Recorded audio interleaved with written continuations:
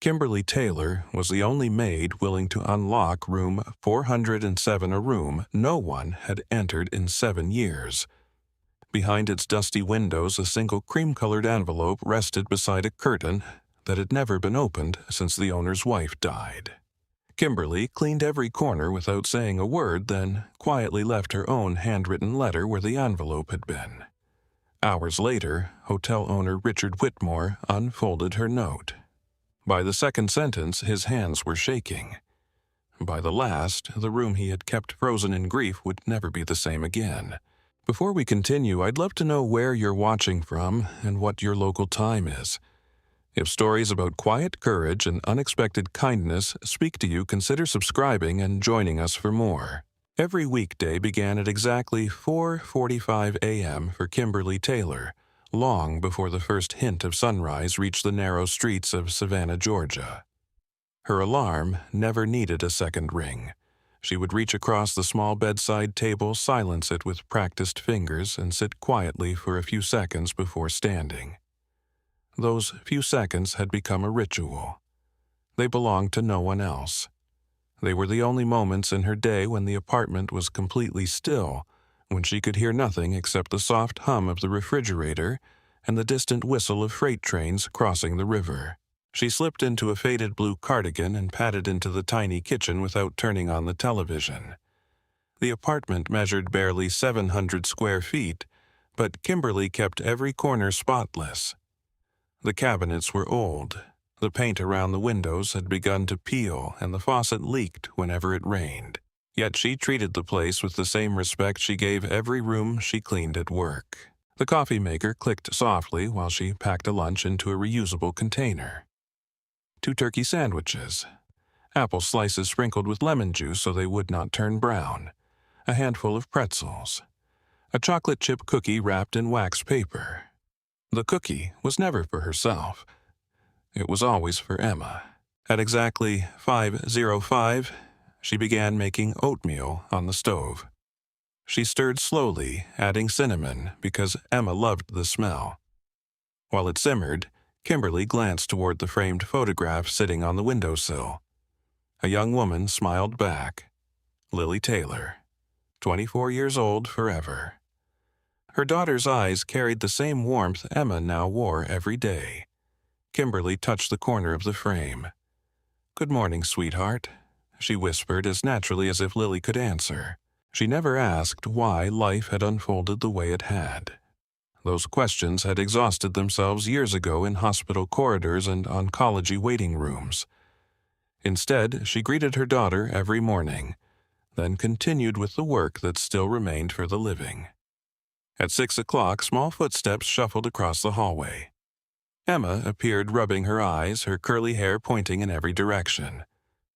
"Morning, Grandma." "Morning, sunshine." Emma yawned dramatically. "Oh, it should still be illegal to wake up this early."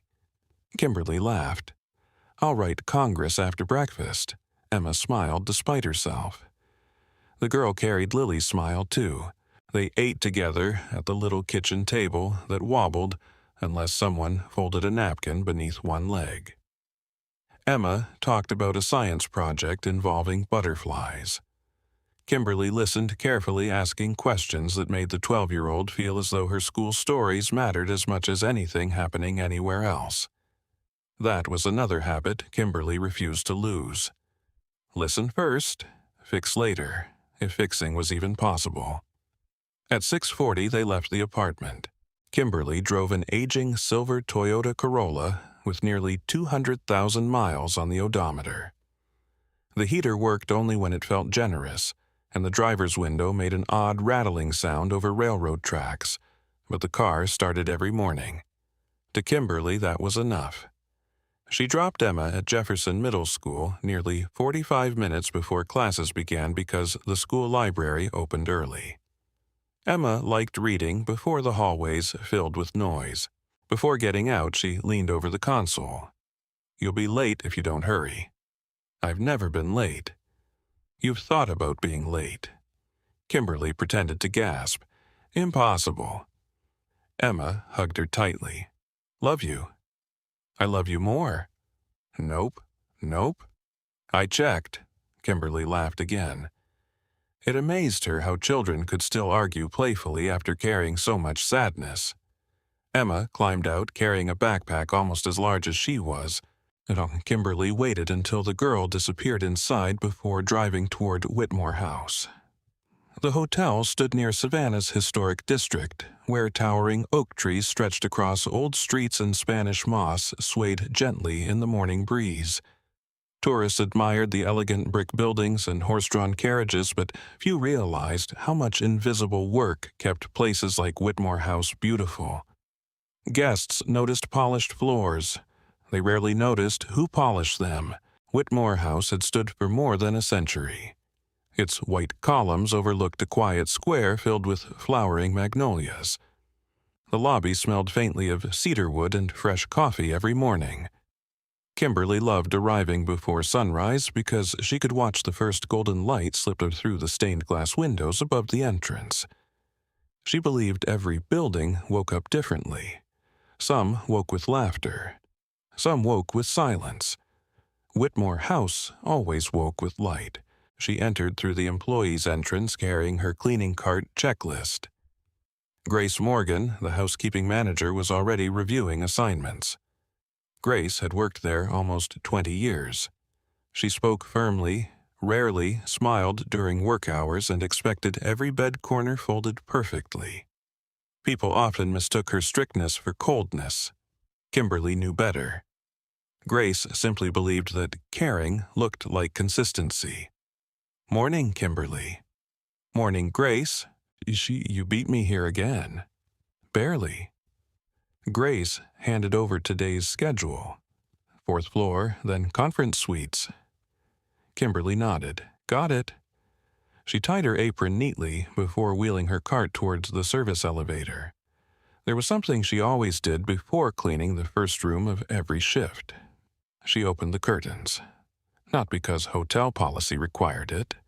Because her grandmother had once told her, darkness isn't stubborn. It just needs someone willing to pull back the curtain. Guests rarely saw this tiny act. Most returned hours later to rooms already filled with sunshine. Some smiled without realizing why. Kimberly liked thinking light greeted them before she ever could. Room 214. She knocked 3 times. Housekeeping. No answer. She entered with the permission recorded at the front desk. The room still carried yesterday's shadows. She crossed directly to the window. The curtains slid open. Morning sunlight spilled across the carpet. Only then did she begin making the bed. The ritual repeated in every room. Open curtains, open windows if weather allowed. Then clean. A young coworker once teased her. "You act like sunshine's part of housekeeping." Kimberly had smiled. Maybe it is. By 8:30, several employees gathered briefly near the housekeeping office. Something unusual was happening. Daniel Ross, the operations manager, stood beside Grace with a clipboard tucked beneath his arm. Daniel rarely visited housekeeping unless there was a problem. He adjusted his tie nervously. "I'll make this quick." Everyone became quiet. "We've received confirmation. The Historic Hospitality Association inspection begins Monday morning." Several employees exchanged worried looks. Those inspections determined magazine rankings, corporate partnerships, and millions in future bookings. Daniel continued. "They inspect everything." He emphasized the last word. "Guest rooms, storage, maintenance, staff procedures." Someone asked quietly, "Including closed rooms?" Daniel hesitated. "Yes." Silence settled across the room. Everyone already knew which room that meant. Room 407. Even new employees learned about it during their first week. Nobody told the full story, only fragments. "Don't go near that hallway after dark. The owner never enters. The room has stayed locked for years." Some claimed it was haunted. Others whispered someone had died there. Nobody knew the truth. Grace finally spoke. "Room 407 must be cleaned before Monday." No one answered. A housekeeper looked down at her shoes. Another suddenly became interested in rearranging towels. Someone coughed. Daniel sighed. "I know what people say." Still no volunteers. Grace looked around the room, one face at a time. "This isn't optional." Yet no one spoke. Kimberly watched the silence grow heavier. She remembered another hospital room years earlier. Another silence nobody wanted to enter. Fear had many different addresses. Finally, she raised one hand. "I'll do it." Several heads turned instantly. Grace blinked. "You understand which room?" "Yes." "You've heard the stories." "I've heard people are afraid." Daniel stepped forward. "You don't have to prove anything." Kimberly shook her head gently. "I'm not proving anything." "Then why?" She answered without hesitation. "Because it's still a room." Nobody replied. Grace studied Kimberly's face for several long seconds. There was no bravado there, no curiosity, no desire to challenge old legends. Only quiet certainty. Grace slowly nodded. "I'll arrange the key." As everyone dispersed, one coworker caught Kimberly's arm. "You really shouldn't." Kimberly smiled kindly. "I've learned something." "What?" "The saddest places are usually the ones that have waited the longest for someone to walk in without being afraid." Far above them, behind a door that had remained closed for 7 long years, room 407 waited in complete silence. Behind its heavy curtains, no sunrise had entered since the morning Caroline Whitmore had taken her final breath. And before another day had ended, Kimberly Taylor would become the first person willing to pull those curtains open. Richard Whitmore had stopped looking out the window years ago. Every morning at precisely 7:15, he entered his office through the private staircase that connected the 3rd floor of Whitmore House to the administrative wing. He carried the same worn leather portfolio his wife had given him on their 25th wedding anniversary, set it carefully on the corner of his desk, poured a cup of black coffee, and immediately turned toward paperwork instead of the large bay window overlooking Madison Square. The window faced east. It offered one of the most beautiful sunrises in Savannah. Richard never noticed. The blinds remained half-closed every day. His assistant Olivia Bennett had once tried opening them while dusting the office. The following morning they were closed again. She never touched them after that. The staff respected boundaries they did not fully understand. Richard was not an unkind employer. He greeted every employee politely. He remembered birthdays. He approved emergency leave without unnecessary questions. Every December he wrote handwritten thank you cards to every department instead of signing printed ones. Yet there was always a distance around him, as though part of his life remained permanently locked behind an invisible door. The younger employees assumed he had simply become a serious businessman. Those who had worked there longer knew better. They remembered the man he used to be. Years earlier, Richard Whitmore laughed loudly enough for guests in the lobby to hear him from the grand staircase. He walked through every floor each morning, asking housekeepers whether they needed better equipment. He tasted new desserts before they appeared on the restaurant menu.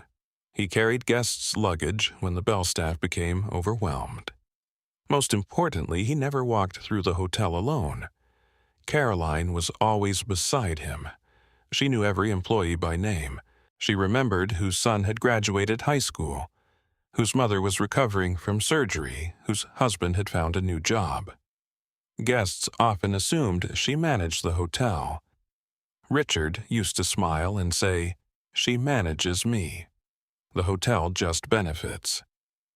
She had an effortless way of making every room warmer simply by entering it. Fresh flowers appeared wherever Caroline spent time. She believed beauty belonged in ordinary places. A single vase beside a service elevator, a handwritten welcome card for a guest traveling alone, a basket of apples for the overnight maintenance crew. None of those gestures appeared on financial reports. Richard often joked they should. Then, 7 years earlier, ordinary mornings disappeared. It had begun with something almost forgettable. Caroline became tired climbing stairs. She laughed it off. "I'm getting older." Weeks later, she began losing weight. Then came the doctor appointments, the scans, the specialists, the quiet conversations held just outside examination rooms. Stage 4. The words were spoken gently. They still sounded like glass breaking. For months, they traveled between Savannah and Atlanta searching for treatments. Richard canceled projects, postponed meetings, ignored investors. None of it mattered. Nothing seemed large enough to fight what was happening. Caroline remained remarkably calm. She refused to let the illness become the center of every conversation. One afternoon, she insisted they stop for peach ice cream on the drive home from the hospital. Richard stared at her. "Yeah, you've barely eaten all day." "I know. So why ice cream?" She smiled. "Because if we're counting good days now, I'd rather remember peach ice cream than another waiting room." That became her way. She measured life differently. Not by months, not by treatments, by moments. A cool breeze through an open window. Fresh coffee before sunrise. The smell of old books. The sound of rain on hotel windows. Richard tried to follow her example. Some days he succeeded. Many days he failed. As Caroline grew weaker, climbing the stairs inside Whitmore House became impossible. She insisted she did not want to spend her remaining time in a hospital unless absolutely necessary. "I want to hear this place breathing," she told Richard. "It has been my second home for 30 years. So they transformed room 407 into a private suite. It occupied the quietest corner of the top floor. Its tall windows overlooked the square, where children chased pigeons every afternoon. Caroline loved those windows. Even on difficult days, she asked Richard to open the curtains first thing every morning. "Sunrise first," she would remind him, "medicine second." He never questioned the order. Sometimes they simply sat together without speaking. She knitted while he sketched building renovations he knew he would probably never complete. Sometimes employees stopped by after work. Grace often brought homemade soup. The pastry chef experimented with tiny desserts Caroline could still enjoy. The florist changed the arrangements every Monday. No one treated room 407 like a place of tragedy, because Caroline refused to. "If people whisper outside my door," she once said, "tell them to come in and laugh louder." Even during chemotherapy, she worried more about everyone else's comfort than her own. One rainy evening, Richard apologized through tears.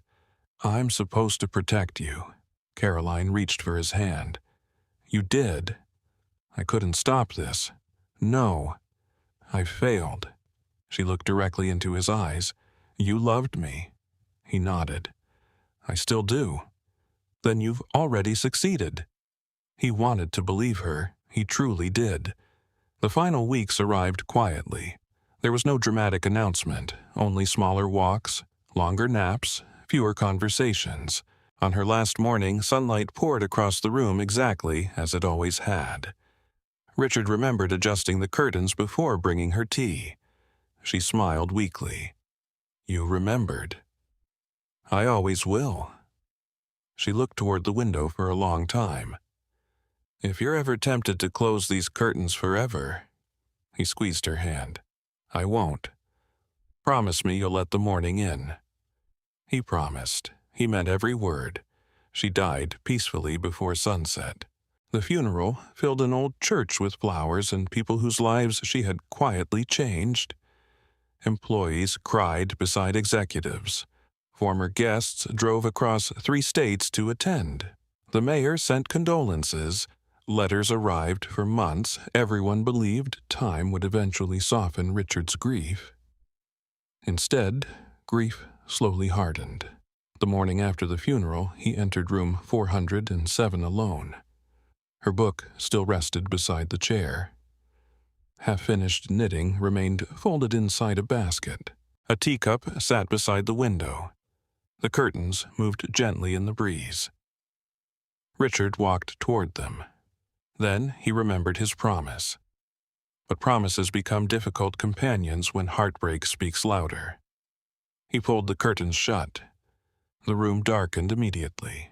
He locked the windows, closed the door, placed the brass key inside his desk drawer. He told no one to touch the room. Weeks became months. Months became years. Dust settled softly across every surface. Flowers disappeared. The teacup remained exactly where Caroline had left it. No one questioned the decision. No one challenged him. Eventually, the locked room became part of the hotel's silent mythology. New employees invented ghost stories because the truth felt too personal to imagine. Richard never corrected them. Perhaps it was easier to let strangers believe in ghosts than admit he was still living beside a memory he could not bear to disturb. 7 years passed. Whitmore House continued welcoming thousands of guests. Children celebrated birthdays in the ballroom. Couples married beneath ancient oak trees. Families gathered for holiday dinners. Life filled every hallway, except one. Room 407 remained untouched. Then, on a humid Thursday morning, Daniel Ross knocked gently on Richard's office door, carrying a thick inspection binder. The Historic Hospitality Association confirmed everything. Richard nodded absent-mindedly. "They'll inspect every guest floor." "I expected that." Daniel hesitated. "They've requested access to all registered accommodations." Richard looked up. The silence stretched. "You mean 407? "Yes." Richard removed his glasses slowly. "There are other rooms. They specifically require every room in operational inventory. It isn't operational. It must either be restored or officially removed from inspection records. Removing it would permanently reduce the hotel's historic classification. Years of reputation could disappear with one signature." Richard understood the consequences immediately. Daniel spoke carefully. "We have 3 days." Richard stared toward the half-closed blinds. Beyond them, morning sunlight waited patiently. At last, he opened the drawer that had remained locked almost every day for 7 years.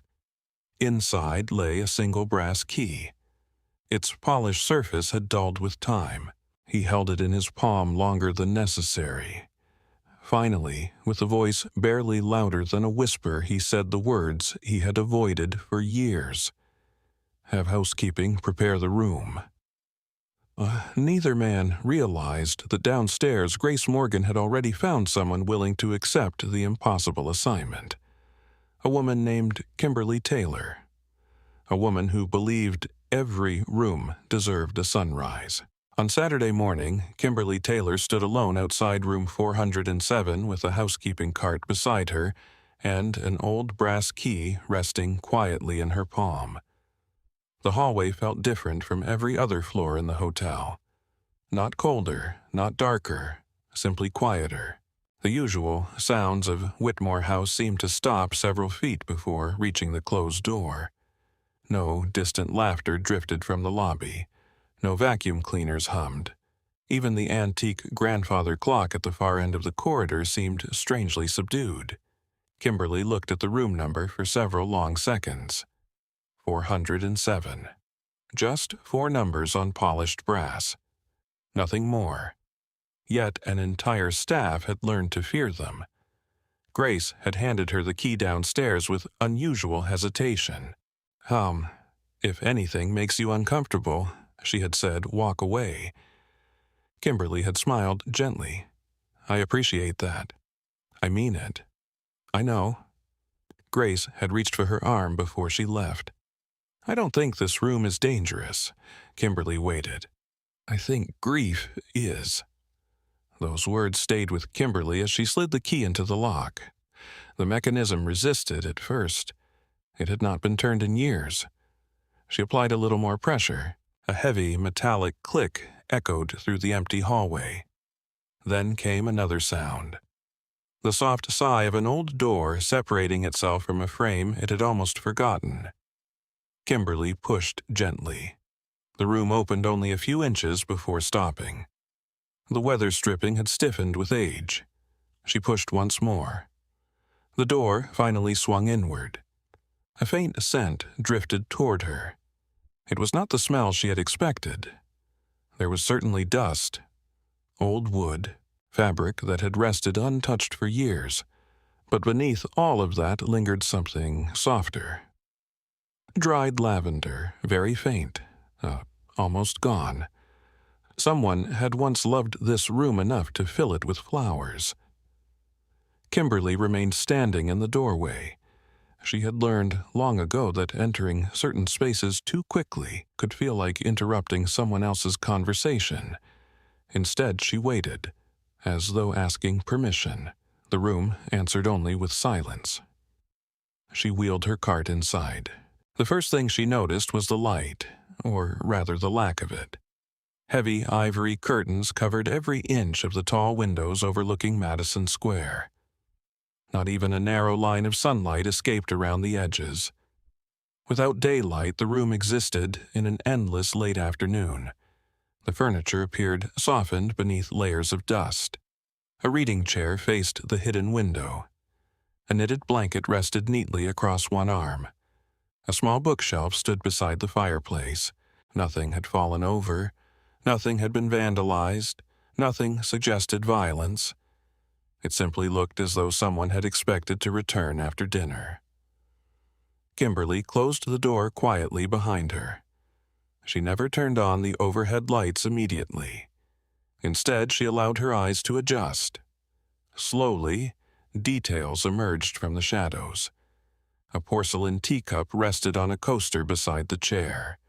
Its rim still carried the faint stain left by black tea. A pair of reading glasses lay folded beside an unfinished novel. The bookmark remained tucked halfway through the pages.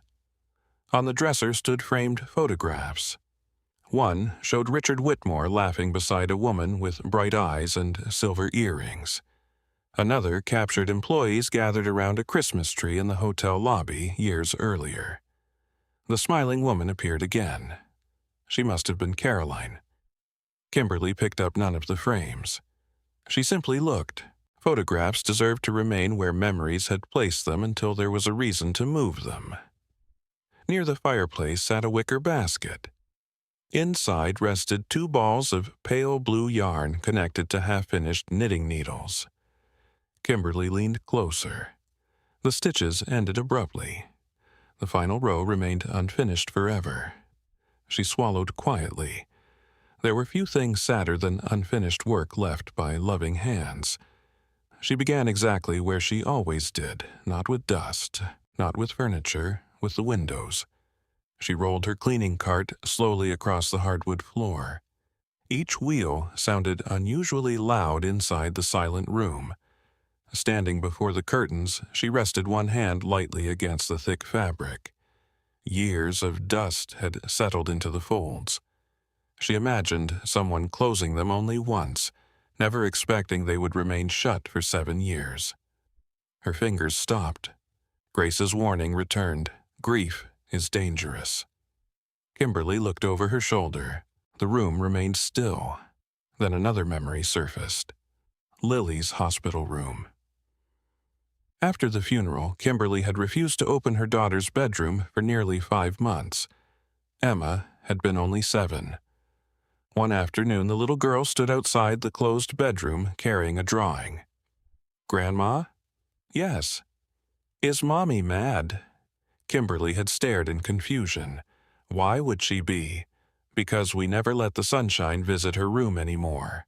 Children sometimes spoke truths adults spent years avoiding. Kimberly had opened Lily's curtains that same afternoon. She had cried for nearly an hour afterward, but she had never closed them again. Standing now inside room 407, she understood that memory was guiding her hands. She whispered softly into the empty room. "I hope this is all right." Then she grasped the cord. One gentle pull. The curtains hesitated. Dust floated upward. Another pull. The heavy fabric slowly parted. For a single heartbeat, nothing happened. Then morning exploded into the room. Golden sunlight poured through the tall windows, stretching across the wooden floor in broad ribbons of warmth. Dust particles danced like tiny stars. The polished brass bed frame glowed softly. The blue yarn inside the basket suddenly revealed its true color. Outside, children laughed in the square below.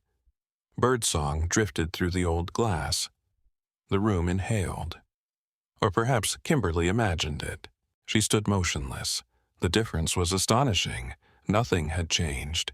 Everything had changed. The room no longer resembled a tomb. It resembled a place waiting patiently to be remembered. Kimberly smiled through damp eyes. "There you are," she whispered. Only then did she begin cleaning. She worked methodically, each movement slow, intentional, respectful.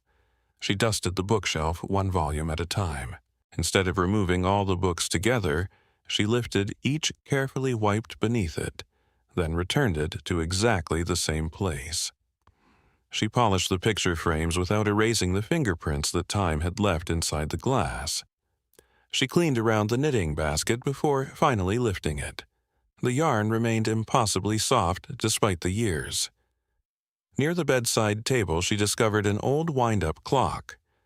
Its hands had stopped at 4:17. The battery had not died. It had never used batteries. Someone had simply forgotten to wind it again. Kimberly held it carefully. She wondered whether 4:17 had meant anything. Perhaps it had simply been the moment time stopped for one family. She placed it gently back where it belonged. An hour passed almost unnoticed. The room slowly awakened beneath careful hands. Not transformed, not modernized, simply allowed to breathe again. As she dusted the dresser, she noticed something tucked beneath one of the picture frames. A pressed white magnolia blossom. Dry, fragile, perfectly preserved. She smiled. Savannah's state flower. Someone had saved it because beauty had mattered. Kimberly left it exactly where she found it. The blanket over the reading chair required special care. Instead of sending it to laundry immediately, she examined it first. Handmade, every stitch unique. One tiny corner carried embroidered initials. C.W. Caroline Whitmore. Kimberly folded it carefully after removing years of settled dust with the gentlest attachment on her vacuum. Nothing about this room deserved haste. Near noon, there was a soft knock. Grace opened the door only halfway. "You all right?"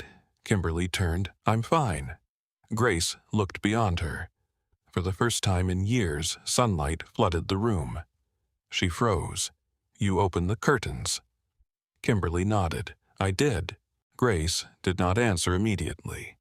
She simply stared at the warm light filling every corner. Finally, she whispered almost to herself, "I'd forgotten this room had windows." Kimberly looked toward the square outside.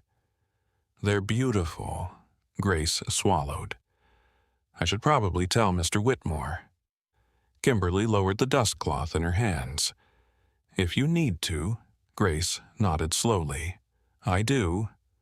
She quietly closed the door behind her. Downstairs, a phone began ringing inside Richard Whitmore's office. Within minutes, he would learn that someone had done the one thing he had spent 7 years preventing. Someone had let the morning back into room 407. The phone on Richard Whitmore's desk rang only twice before he answered. "Richard speaking." Grace Morgan rarely sounded uncertain. This time she did. "Sir, I thought you should know something before anyone else tells you."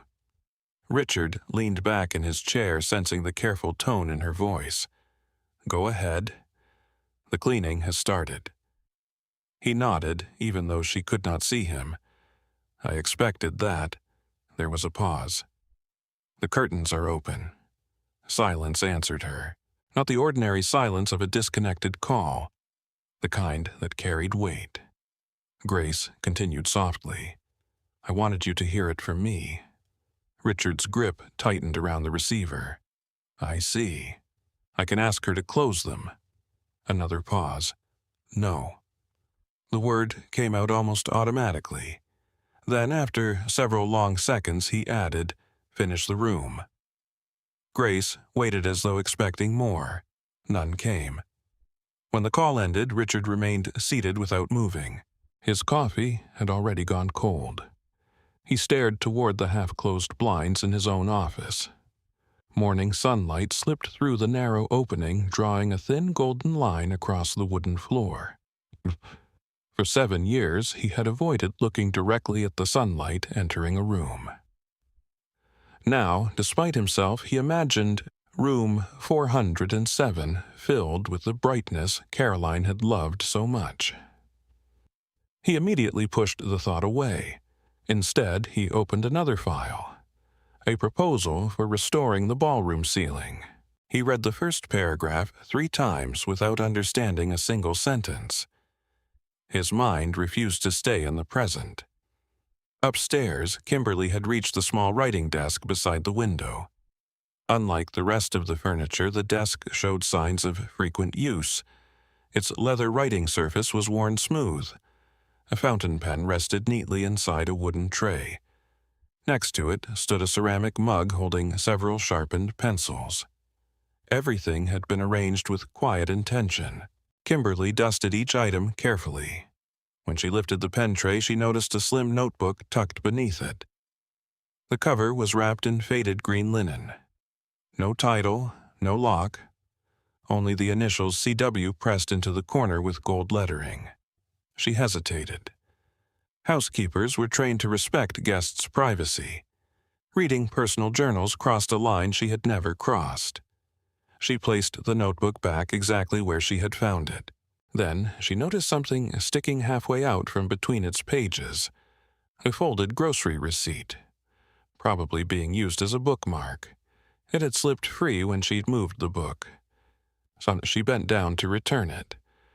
As she opened the notebook just enough to slide the receipt back into place, one handwritten sentence caught her eye.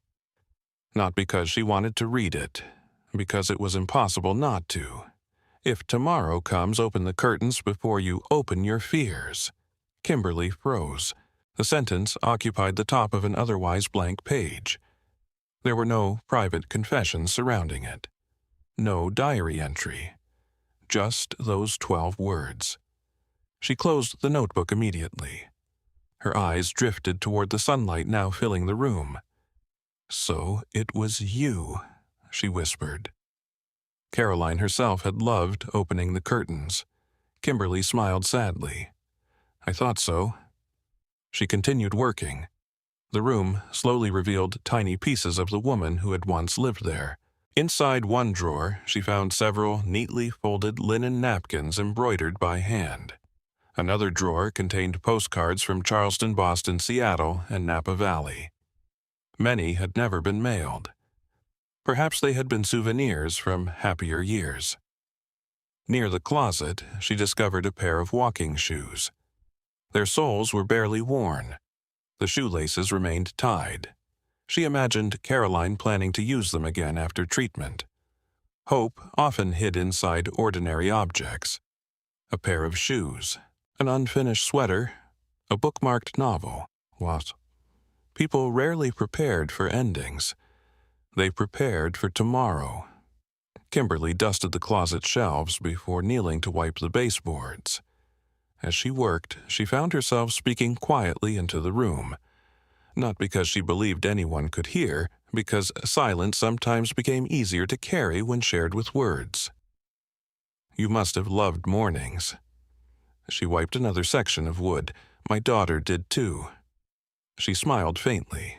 Lily would wake before everyone else just to drink coffee on the balcony after she turned 21. She paused. "Well, hot chocolate before that." A small laugh escaped her.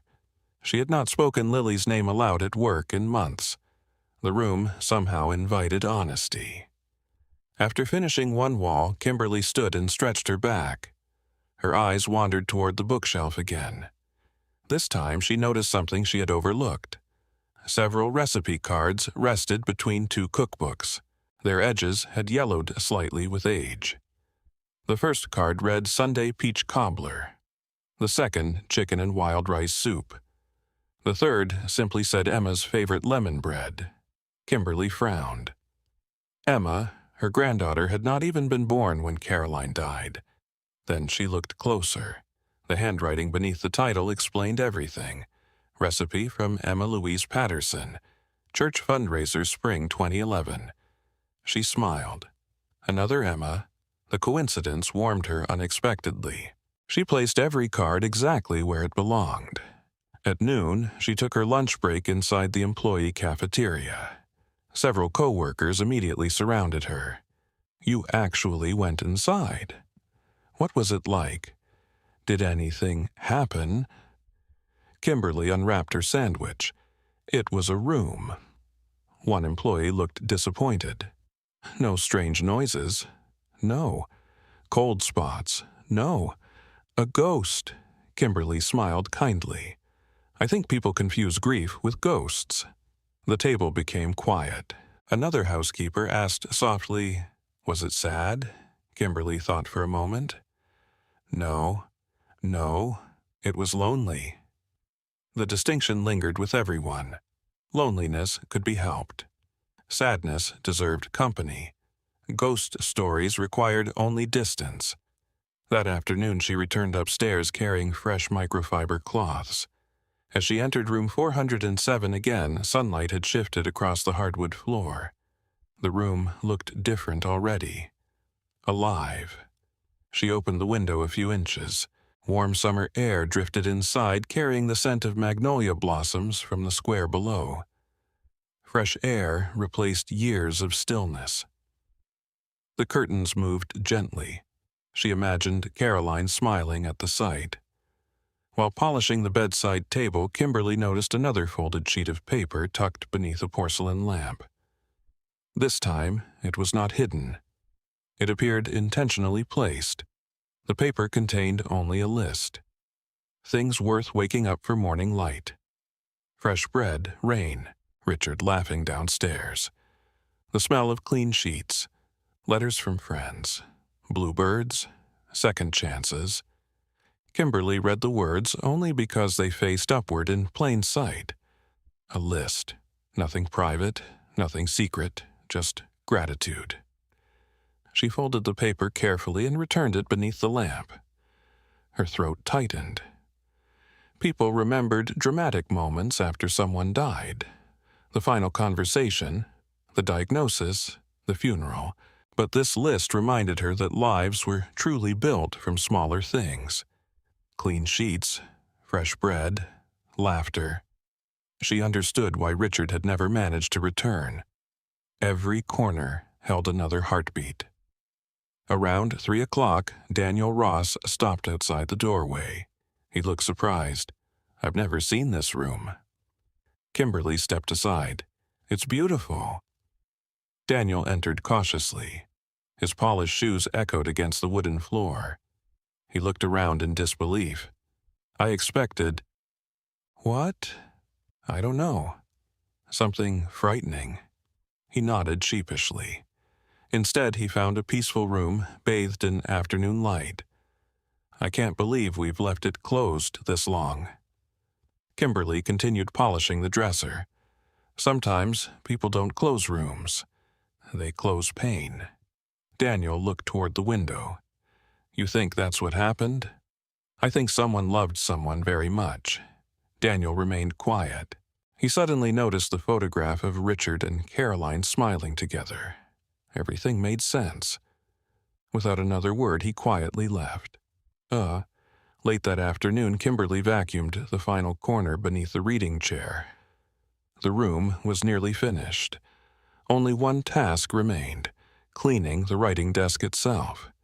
She sat carefully in the chair for the first time all day, not to rest, to reach the far corner of the desk more easily. Outside, children laughed in the park below. The curtains moved gently in the breeze. The room no longer felt abandoned. It felt patient. Kimberly rested her hand lightly on the smooth wooden surface. Then an unexpected thought entered her mind. Some rooms need cleaning. Others need words. She did not yet know why that thought appeared. She only knew it refused to leave. By the time the afternoon sunlight stretched toward the doorway, an idea had quietly taken root in her heart, an idea that, before she left room 407 forever, she would write something with her own hand. Not because anyone had asked her to, but because sometimes a stranger could leave behind exactly the words another stranger had spent years needing to hear. Richard Whitmore had spent 7 years mastering one particular skill. He knew how to walk through an entire hotel without ever looking towards the top floor. It was remarkable, really. He could inspect the kitchen review banquet schedules, greet wedding guests, and congratulate employees on work anniversaries, while unconsciously avoiding the staircase that led to room 407. Grief had quietly rewritten his instincts. He no longer noticed he was avoiding it. His body simply turned elsewhere. That Saturday afternoon, however, every hallway seemed to point upward. He tried reviewing invoices. The numbers blurred together. He attempted to answer emails. Halfway through a response, he realized he had typed Caroline's name instead of a supplier's. He deleted it immediately. At 3:30, Olivia Bennett knocked gently on his office door. "I've organized the inspection documents. Thank you. They're ready whenever you are." Richard nodded. She hesitated before leaving. "Sir?" "Yes?" "I walked past the 4th floor a few minutes ago." Richard looked up. "The sunlight reaches all the way into the hallway now." His expression barely changed. "I see. I'd forgotten that window faced the square." "So had I." Olivia gave a sympathetic smile and quietly closed the door. Richard leaned back in his chair. He had promised himself years ago that memories would remain inside room 407. Instead, they were beginning to escape through an open curtain. Meanwhile, Kimberly continued working with the calm rhythm that had guided her through thousands of hotel rooms. Fresh linen replaced old bedding. The mattress was carefully rotated. She vacuumed beneath every piece of furniture. Each completed task revealed another layer of care someone had once poured into the room. She found no extravagance, no expensive jewelry left behind, no dramatic secrets hidden beneath loose floorboards. Instead, she discovered ordinary evidence of an extraordinary marriage. Inside the nightstand lay a deck of playing cards with worn corners. A scorecard rested beside it. Richard, 217. Caroline, 226. Someone had written underneath in playful handwriting, "I still win." Kimberly smiled. She imagined the argument that must have followed. "You counted wrong." "I absolutely did not." "You always cheat." "I only win." Little echoes of happiness lingered longer than sorrow ever admitted. She returned the cards exactly as they had been. On the bookshelf, she dusted a framed ticket from a jazz concert in New Orleans. Next to it sat a tiny seashell. Another shelf held a pine cone with a handwritten label tied around it. Blue Ridge Mountains. October. Tiny souvenirs. Tiny memories. A marriage measured not by grand gestures but by moments carefully saved. Kimberly whispered softly, "You two really lived." The room seemed warmer every hour, not because the temperature had changed, because sunlight slowly revealed colors hidden beneath years of dust. The deep burgundy rug, the cream wallpaper patterned with climbing vines, the polished walnut furniture. Nothing had been dull, only forgotten. Downstairs, rumors traveled much faster than housekeeping carts. Employees from nearly every department had heard that room 407 was finally open. Bellman Marcus Green leaned against the front desk. So, it's true. Front desk clerk Hannah shrugged. Apparently. Did somebody really volunteer? Kimberly. Marcus whistled. She's braver than me. Grace Morgan happened to walk by. She's not braver. Both employees looked at her. Then, what is she? Grace answered without slowing her pace. She's kinder. The words lingered after she disappeared around the corner. At 4 o'clock, Richard finally stood. Without fully deciding to, he found himself walking toward the elevator. He pressed the button. When the doors opened, he stepped inside alone. The elevator climbed slowly. First floor, second, third, fourth. The doors slid apart. Richard remained standing inside. The hallway stretched quietly before him. Sunlight spilled across the carpet from the far end. He had not seen this hallway illuminated in years. For several seconds he could not move. Then he stepped out.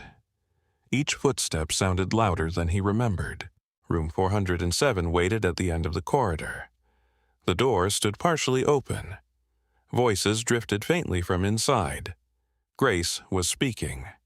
Richard stopped several yards away. He could not yet bring himself closer. Inside the room, Grace looked around in amazement. I honestly forgot how beautiful these floors were. Kimberly smiled while folding fresh towels. They just needed someone to see them again. Grace noticed a faint scratch on the windowsill. That wasn't from today. No. Kimberly ran her fingertips gently over the old mark. It looks like years of someone resting their hand here. Grace looked toward the window. I used to bring Mrs. Whitmore homemade soup. Kimberly paused. You knew her? Grace nodded. Everyone loved Caroline. She laughed quietly. She used to apologize to us. For what? For making us carry trays upstairs. Kimberly shook her head. That sounds like her. Grace smiled sadly. She thanked people for things they were already happy to do. Neither woman noticed Richard standing silently outside the doorway. Every sentence reached him. Every memory landed gently against walls he had spent years building. He took one step forward. The old floorboard creaked beneath his shoe. Grace turned immediately. Her face changed. Mr. Whitmore. Kimberly looked up. For the first time, she saw the owner standing in the doorway of the room he had avoided for 7 years. Richard said nothing. His eyes slowly traveled across the room. The polished dresser, the clean bed, the reading chair, the photographs. Everything remained exactly where Caroline had left it. Only now sunlight rested across every surface. His breathing became uneven. Kimberly instinctively stepped back. She sensed this moment did not belong to her. Richard walked slowly toward the window. Each step felt cautious, almost reverent. When he finally reached the curtains, he lifted one edge gently between his fingers. The fabric was warm from the afternoon sun. He closed his eyes. For one impossible instant, he could almost hear Caroline laughing from the chair behind him. Richard! He opened his eyes immediately. The room was empty except for Grace and Kimberly. Still, the memory remained. Grace spoke carefully. Would you like us to leave? Richard did not answer immediately. He continued looking outside. Children crossed the square carrying ice cream. An elderly couple held hands beneath the oak trees. Life had continued for 7 years. He had simply stopped watching. Finally, he spoke. Who opened the curtains? Grace looked toward Kimberly. Richard followed her gaze. Their eyes met for the first time. Kimberly did not lower hers. She simply answered honestly. I did. Another silence followed. Richard's expression revealed nothing. Were you instructed to? No. Then why? Kimberly chose her words carefully. I always open the curtains before I begin cleaning. This room wasn't like the others. I know. You still open them? Yes. Richard looked back toward the window. My wife always opened them first. Kimberly nodded gently. I think she would still want them open. Something inside Richard tightened. You didn't know my wife. No. You've never met her? No. Then how could you possibly know what she wanted? The question echoed through the room. Grace took a nervous step forward, worried the conversation was becoming too personal. Kimberly remained calm. She looked toward the sunlight falling across the hardwood floor before answering. I don't know what she wanted. Richard stared at her. I only know what light does. He waited. It reminds people they're still alive.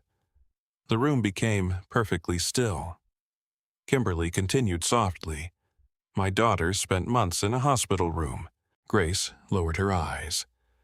I learned something there. Richard said nothing. Dark rooms never made the pain smaller. Her voice remained gentle, but mourning sometimes made it easier to breathe. Richard looked away. His jaw tightened. His hands trembled almost imperceptibly. Kimberly spoke one final sentence not as a defense but as a simple truth. Every room deserves a sunrise. No one moved. Outside the window, the afternoon breeze lifted the curtains slightly, letting another ribbon of golden light spill across the floor.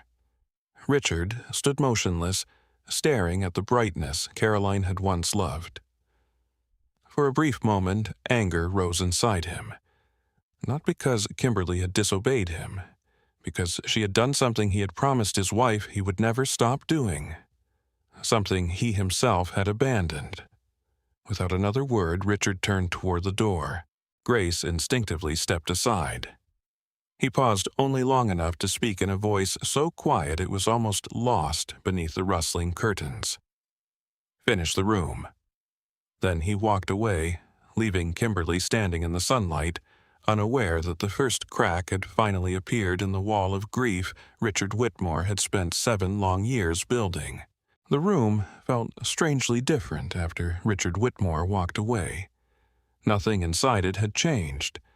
The photographs still rested on the dresser. The blue knitting yarn still waited patiently in its basket. The curtains continued to sway with each warm breeze drifting through the open window. Yet Kimberly sensed that something invisible had shifted, not in the room, in the man who had just left it. Grace remained near the doorway for a moment before letting out a slow breath. I've worked here 19 years, she said quietly. I've never seen him stand inside this room that long. Kimberly folded another clean towel. He loved her. Grace gave a faint smile. He still does. Neither woman spoke for several seconds. Finally, Grace looked around one last time. I'll let you finish. As she reached the hallway, she turned back. Kimberly. Yes? Thank you. Kimberly looked surprised. I haven't finished yet. Grace shook her head gently. I wasn't talking about the cleaning. She disappeared into the corridor before Kimberly could answer. The silence returned. Kimberly stood beside the open window listening to the sounds floating up from Madison Square. Children laughed near the fountain. A street musician played a slow melody on a saxophone. Horse-drawn carriage wheels rolled gently across old brick streets. Life sounded wonderfully ordinary. She rested one hand on the windowsill. The old scratch Grace had noticed earlier caught the afternoon sunlight. Someone had rested their hand there thousands of times. Perhaps Caroline had leaned there every morning while watching the city wake. Perhaps Richard had stood beside her. Perhaps they had spoken very little. Love often needed fewer words than people imagined. Kimberly reached for a soft cloth and carefully polished the wooden sill around the scratch without trying to erase it. Some marks deserved to remain. Not every sign of age needed fixing. She often felt the same about people. The next task was the wardrobe. When she opened its double doors, the scent of cedar drifted into the room.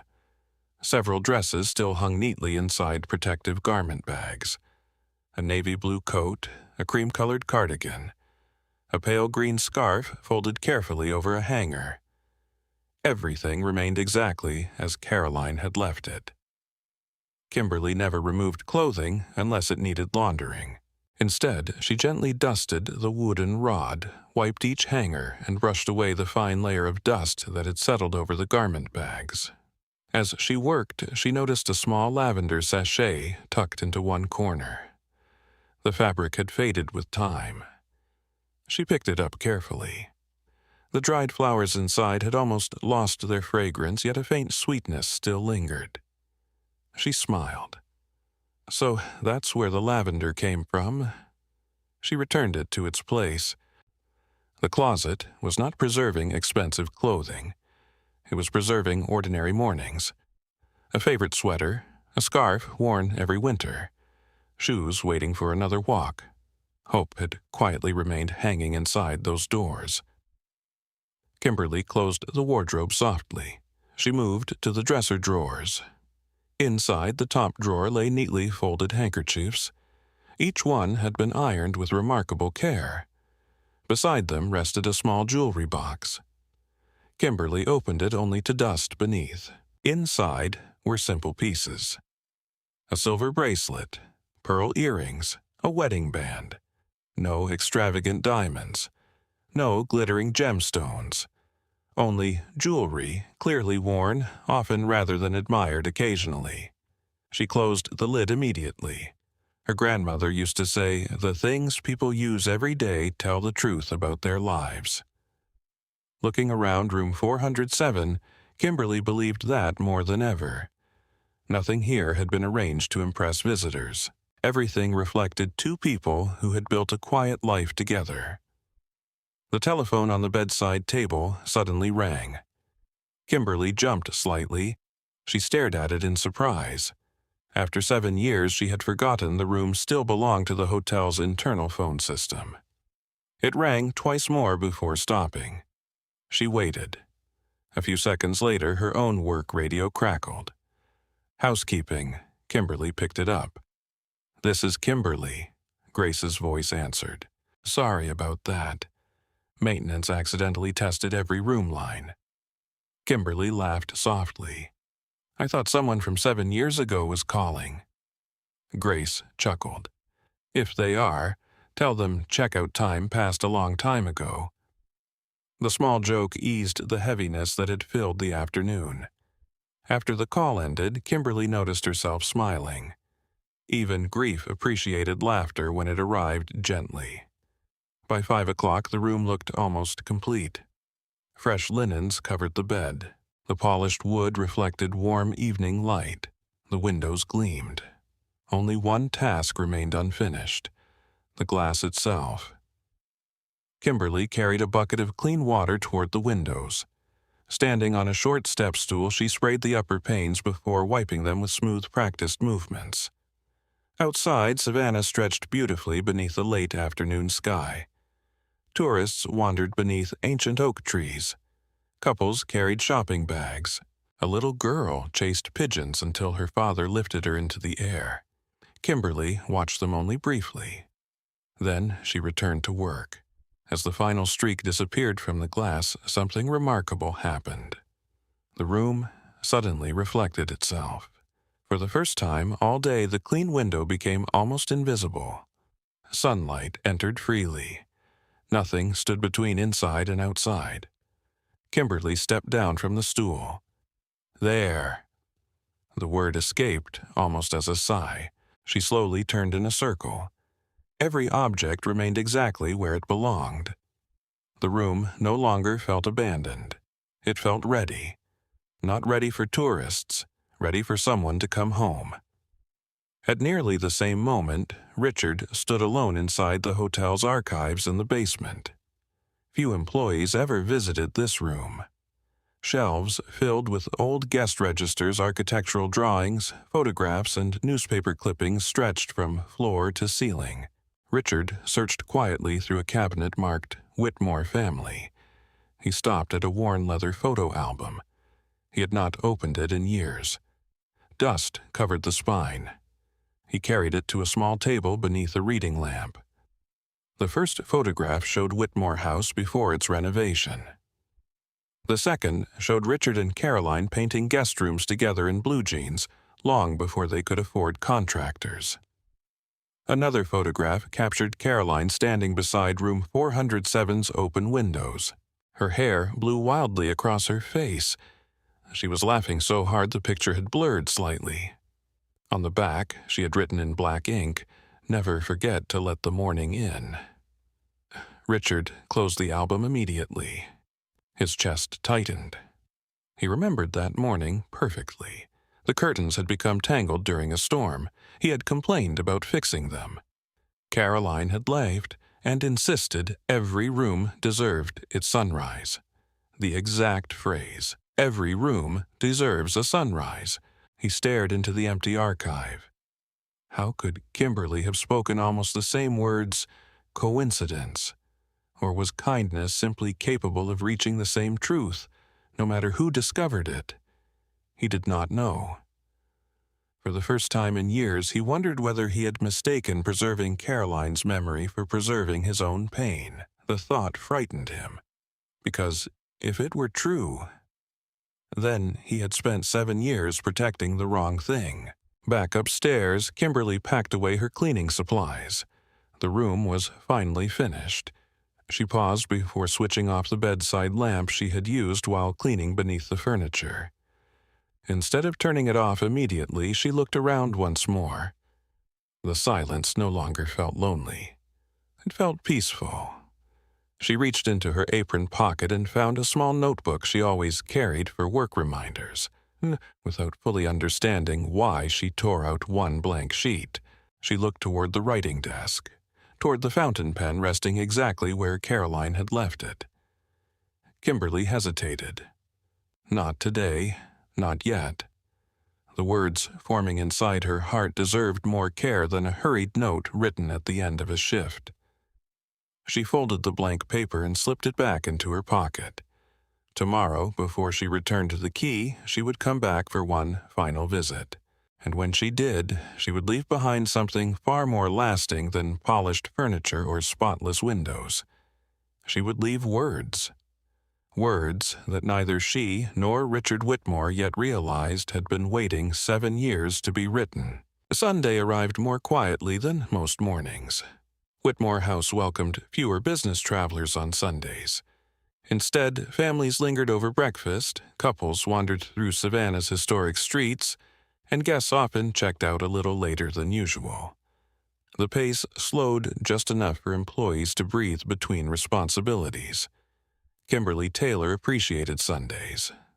Not because the work became easier, because people smiled more. She woke at the same familiar hour, 4:45 a.m., though she did not need to be at the hotel until 7. Habit had long ago become stronger than necessity. The apartment was still wrapped in darkness. She prepared coffee, then stood beside the kitchen window watching the first pale light soften the rooftops across the parking lot. Emma shuffled into the kitchen wearing oversized pajamas and carrying a blanket around her shoulders like a cape. "You've been awake forever, haven't you?" Kimberly smiled. "About 20 minutes," Emma laughed. "That's forever." She poured herself orange juice before sitting across from her grandmother. "You finished the mysterious room yesterday?" "I almost did." "Almost?" "I have one thing left." Emma tilted her head. "You forgot something." Kimberly looked into her coffee. "No." "Then what?" She hesitated. "I'm not sure how to explain it." Emma waited patiently. Kimberly appreciated that about her granddaughter. She had inherited Lily's ability to listen without interrupting. "Have you ever felt like someone needed to hear something?" Emma nodded slowly. "Even if they never asked." The girl thought for a moment. "Like when Olivia at school pretends she's okay after her parents divorced." "Something like that," Emma rested her chin on both hands. "Are you going to tell them?" "I think so." "What are you going to say?" Kimberly looked toward the brightening sky outside the window. "I won't know until I'm sitting there." Emma smiled. "Then maybe the words already know." Kimberly laughed softly. "Your mother used to say things like that." Emma grinned. "I probably stole them." They finished breakfast together before driving toward the hotel. The streets of Savannah were still quiet. Church bells echoed faintly across the old squares. Morning sunlight filtered gently through the giant oak trees draped in Spanish moss. Kimberly noticed the light more than usual, perhaps because she now knew exactly where those rays would fall once they reached the 4th floor. Grace met her near the housekeeping office. "I thought yesterday might wear you out," Kimberly smiled. "I slept well." Grace handed her the brass key. "I had maintenance check the room after you left." "Everything all right?" They couldn't stop talking about it. Kimberly looked puzzled. "About what?" "They said it no longer feels abandoned." Grace paused. "I know that sounds strange." "It doesn't." Grace studied Kimberly carefully. "Richard came back upstairs again last night." Kimberly looked surprised. "He did. He stayed nearly half an hour after everyone left." Grace offered no further explanation. She did not need to. The news alone spoke volumes. Kimberly thanked her and quietly made her way toward room 407. The hallway welcomed her with warm morning light. Unlike yesterday, she no longer felt she was entering a forgotten place. She unlocked the door. The hinges opened almost silently now, as though even they had remembered how to move. Sunlight already streamed through the uncovered windows. Dust no longer floated in the air. Fresh linen carried the faint scent of cotton and lavender. The room felt awake. Kimberly stood still for several moments. She had cleaned thousands of hotel rooms during her career. She had never returned to one simply to say goodbye. Yet this room deserved that courtesy. She walked slowly to the window. Outside, a groundskeeper watered flower beds near the front entrance. Guests carried coffee across the courtyard. Life continued exactly as it should. She whispered softly, "It's beautiful." She wasn't certain whether she meant the view or the room, or the possibility that healing had quietly begun. Her final inspection was thorough. She straightened the books once more, smoothed the blanket across the reading chair, adjusted the angle of the framed photographs by barely half an inch, refilled the small crystal vase with fresh white magnolias she had requested from the hotel florist before beginning her shift.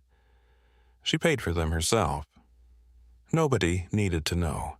White magnolias had bloomed all across Savannah that week. Their clean fragrance seemed perfect for the room. She placed 3 blossoms into the vase. No more.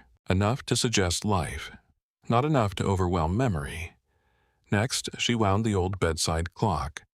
The tiny key turned smoothly. Tick, tick, tick. The sound startled her. For 7 years, the room had known only silence. Now, time moved again. She smiled without realizing it. There. The room had found another heartbeat. The writing desk waited beside the window. Kimberly sat down slowly. The fountain pen still rested inside its wooden tray. She considered using her own pen. Instead, after a brief hesitation, she reached for Caroline's. It felt appropriate somehow.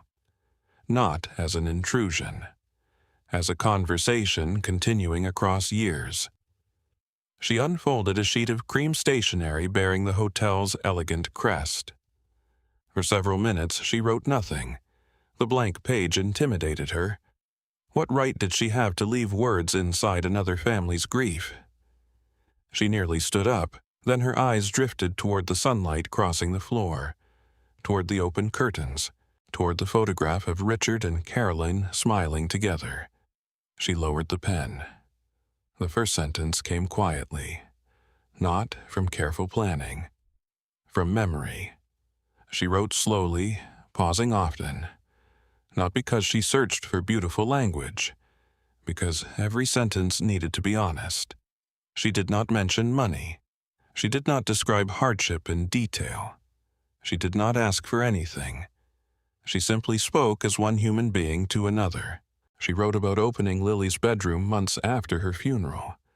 She wrote about believing for a long time that untouched rooms protected love. She admitted how wrong she had been. She explained that dust could preserve objects, but never relationships. She wrote that grief deserved gentleness, not imprisonment. Several times, tears blurred the ink. She waited patiently until they stopped. Then she continued. The letter grew longer than she expected, not because she intended to tell her own story, because every memory naturally led to another. At one point, she stopped writing altogether and looked out the window. Children laughed in the square. A little boy held his grandfather's hand while pointing excitedly toward a squirrel climbing an oak tree. Kimberly smiled. Life never stopped inviting people forward, even when they believed they could not move. She returned to the page. Her final paragraphs came more easily. She thanked the unknown woman whose quiet notes and careful belongings had reminded her that ordinary kindness could outlive extraordinary sorrow. She thanked the unknown man who had loved someone deeply enough to leave an entire room untouched. She hoped without presuming that one day he might allow himself to remember her in sunlight instead of shadows. Then she stopped. The letter felt complete, not perfect, honest. She read it once, folded it carefully into thirds, placed it inside a cream-colored envelope. She wrote nothing on the front. No name, no signature visible. Only silence. She carried the envelope to the writing desk near the window. For a moment, she considered leaving it inside the drawer. Then she remembered Richard. A man who had spent years looking away. No, the letter needed to be somewhere impossible to miss. She set it gently beside the vase of magnolias exactly where morning light would touch it first. The envelope caught the sunlight glowing softly against the polished wood. Kimberly rested her fingertips on it for just a second. "I hope this finds you," she whispered. Not, "I hope you agree." Not, "I hope you forgive." Simply, "I hope this finds you." She picked up her cleaning bag, looked around the room one final time. Everything stood exactly where it belonged. Nothing more needed changing. At the doorway, she turned back. The curtains moved gently in the breeze. The clock continued ticking. Magnolias filled the air with quiet fragrance. Sunlight rested across the hardwood floor. The room no longer resembled the place she had entered 2 days earlier. It had become exactly what Caroline's handwritten note had once imagined. A room that welcomed morning before fear. Kimberly smiled, and she quietly closed the door behind her. She did not know that less than an hour later, Richard Whitmore would unlock that same door once again, and before the afternoon was over, the cream-colored envelope resting beside the window would ask him to do the one thing he had been unable to do for 7 long years. Read someone else's understanding of his own heart. Richard Whitmore did not intend to return to room 407 that Sunday. At least that was what he told himself. He spent the first half of the morning walking through the hotel's public spaces with Daniel Ross discussing inspection routes and maintenance schedules. They reviewed the ballroom chandeliers, inspected emergency exits, and examined every guest floor for details that visiting inspectors might notice. Richard answered questions. He signed documents. He nodded at the appropriate moments. Yet every few minutes his attention drifted toward the 4th floor, toward a room that had suddenly become impossible to ignore. At 10:15 a.m., Daniel closed his inspection binder. "I think we're ready." Richard looked up. For Monday. Yes. Daniel smiled with quiet satisfaction. The staff has done remarkable work. They always do. Daniel hesitated. Especially Kimberly. Richard remained silent. I've never seen someone treat a room that way. What do you mean? It didn't feel like cleaning. Richard waited. It felt like... Daniel searched for the right words. Like she believed someone's memories deserved respect. Richard looked away. They did. Daniel nodded. I know. Neither man spoke again. After Daniel left, Richard remained standing in the empty lobby. Guests passed around him carrying luggage. A little girl waved enthusiastically as she skipped toward the front doors. Richard smiled automatically and waved back. Then his eyes wandered toward the grand staircase. Sunlight spilled across the polished wooden steps. He remembered Caroline standing there every Christmas morning directing florists while pretending she wasn't giving orders. She had always laughed afterward. I wasn't bossy. You absolutely were, Richard used to tease. I was enthusiastically organized. The memory arrived so suddenly that Richard almost laughed aloud. Instead, he closed his eyes. For 7 years, he had tried to avoid memories. Now they seemed to find him anyway, perhaps because the room itself had awakened, or perhaps because something inside him finally had. Without allowing himself time to reconsider, he began climbing the stairs. Room 407 waited in complete silence. Richard stopped outside the door. The brass key felt unusually heavy in his hand. He had carried it for years without using it. Now, his fingers hesitated before inserting it into the lock. You can still walk away, he whispered to himself. Part of him wanted to. Walking away had become familiar, safe, predictable. Opening the door meant risking something far more frightening than grief. It meant risking change. He unlocked the door. The hinges moved smoothly. Someone had even oiled them. The room welcomed him with warmth instead of darkness. Sunlight poured across the floor exactly as it had every morning when Caroline was alive. For one dizzying second, Richard forgot what year it was.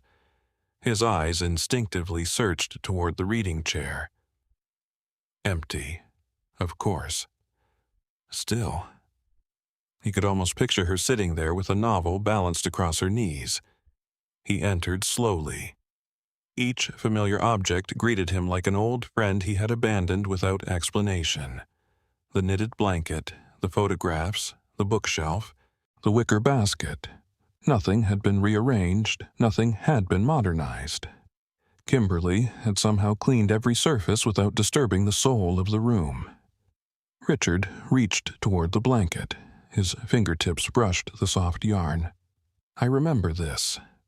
Caroline had started knitting it during one unusually cold January. She had joked that Savannah winters were dramatic enough to deserve blankets. She never quite finished the matching pillow. He smiled faintly. His smile disappeared almost immediately. The bedside clock suddenly caught his attention. Tick, tick, tick. He froze. For years, that clock had been silent. He stared at it. Someone had wound it. Such a tiny gesture. Yet hearing time move again unsettled him more deeply than he expected. 7 years of silence had become part of the room. Now time had returned. Richard swallowed hard. His gaze drifted toward the window. The curtains floated gently in the breeze. Outside, sunlight sparkled across the tops of the oak trees. Children laughed below. He walked closer. The scratch on the windowsill remained exactly where he remembered it.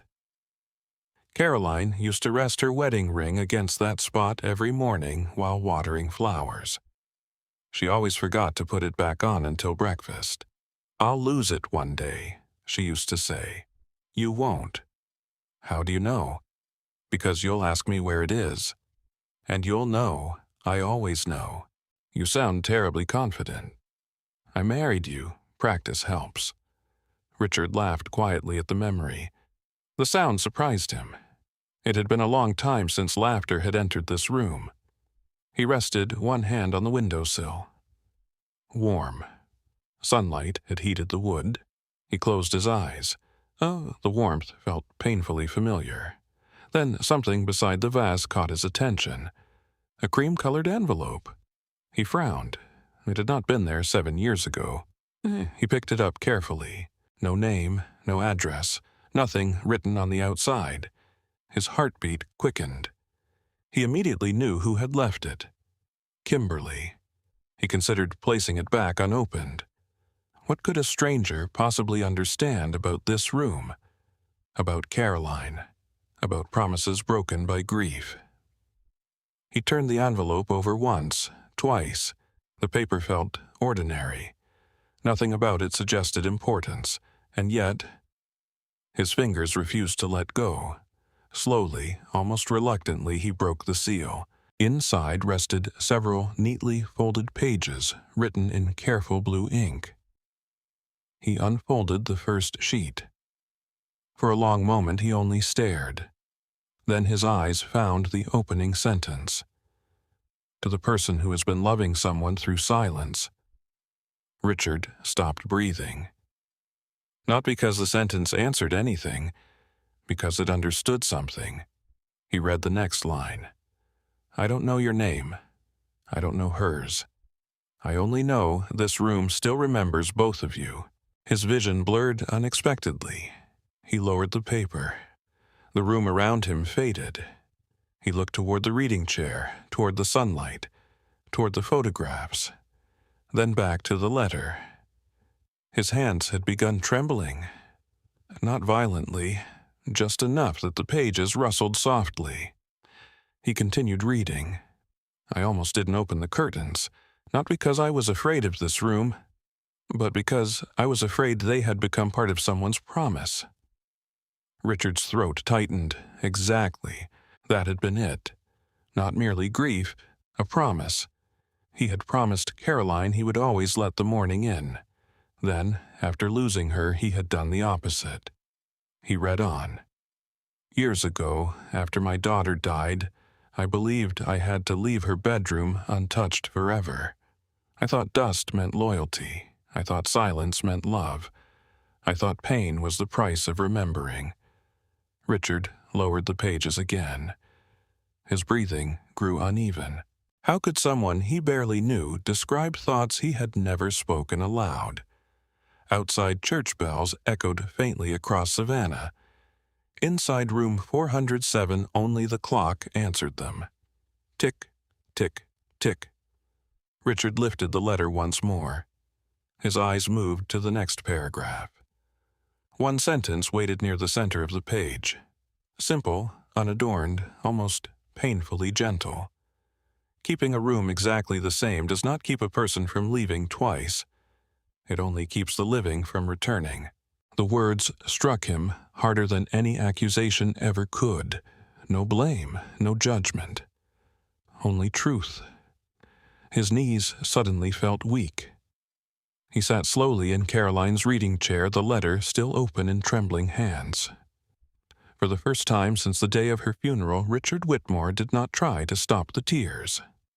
They came quietly, one after another, falling onto the pages Kimberly had written, into the sunlight Caroline had loved.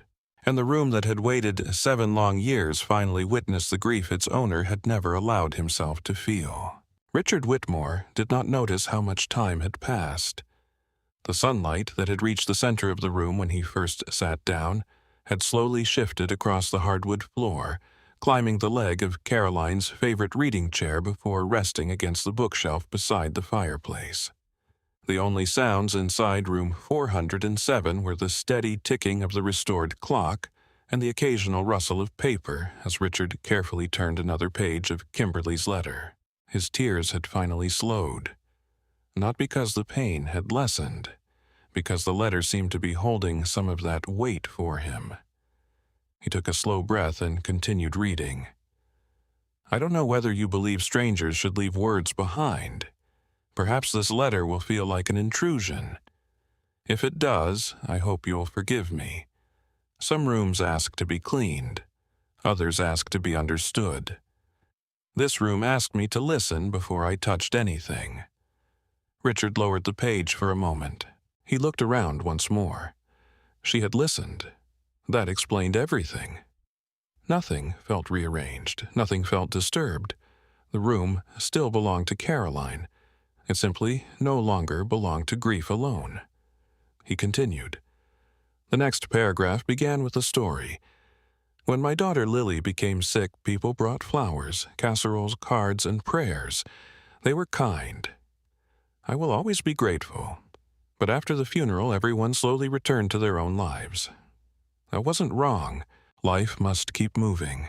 Mine simply forgot how. Richard nodded, almost unconsciously. He knew exactly what she meant. For months after Caroline's funeral, guests had continued arriving.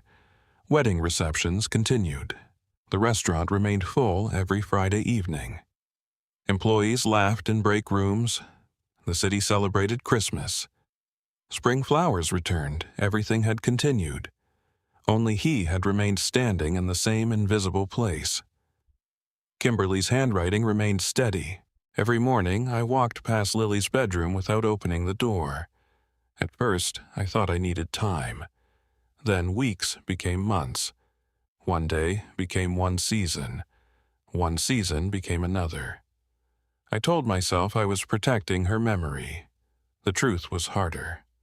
I was protecting myself from another goodbye. Richard's fingers tightened around the paper. His eyes drifted toward the closed wardrobe, toward the dresses Caroline had never worn again, toward the knitting basket, toward the teacup beside the window. He had called it preservation. Kimberly had called it something else. Protection. Protection from saying goodbye. He suddenly realized he had never actually said goodbye. Not once. He had simply locked the door. The next page carried a faint water stain where Kimberly's tears had dried before the ink completely settled. He gently touched the edge without thinking. The page continued. 5 months after Lily died, my granddaughter Emma stood outside that closed bedroom carrying one of her drawings. She asked me whether her mother was angry with us. I didn't understand. She said, "Maybe Mommy thinks we forgot the sunshine." Richard closed his eyes. Children. They somehow reached truths adults spent years walking around. He imagined a little girl standing in a hallway holding a drawing. He imagined Kimberly frozen in that moment. The letter continued. Emma took my hand. She didn't pull me toward the room. She simply waited. Children are wiser than we give them credit for. They know that healing cannot be forced, only invited. Richard felt another tear slip quietly down his cheek. He did not wipe it away. Kimberly described opening Lily's bedroom for the first time. I expected the room to feel empty. Instead, it felt full. Not because my daughter had returned, because love had never left. The sunshine fell across her bookshelf exactly as it always had. The dust disappeared. The memories stayed. That morning, I learned something I wish someone had told me sooner. Richard leaned forward almost involuntarily. His eyes searched for the next sentence. Dust remembers nothing. Love remembers everything. He stared at those 4 words. Dust remembers nothing. Love remembers everything. The sentence seemed almost too simple, yet it quietly dismantled 7 years of believing the opposite. He had protected dust. He had mistaken untouched furniture for devotion.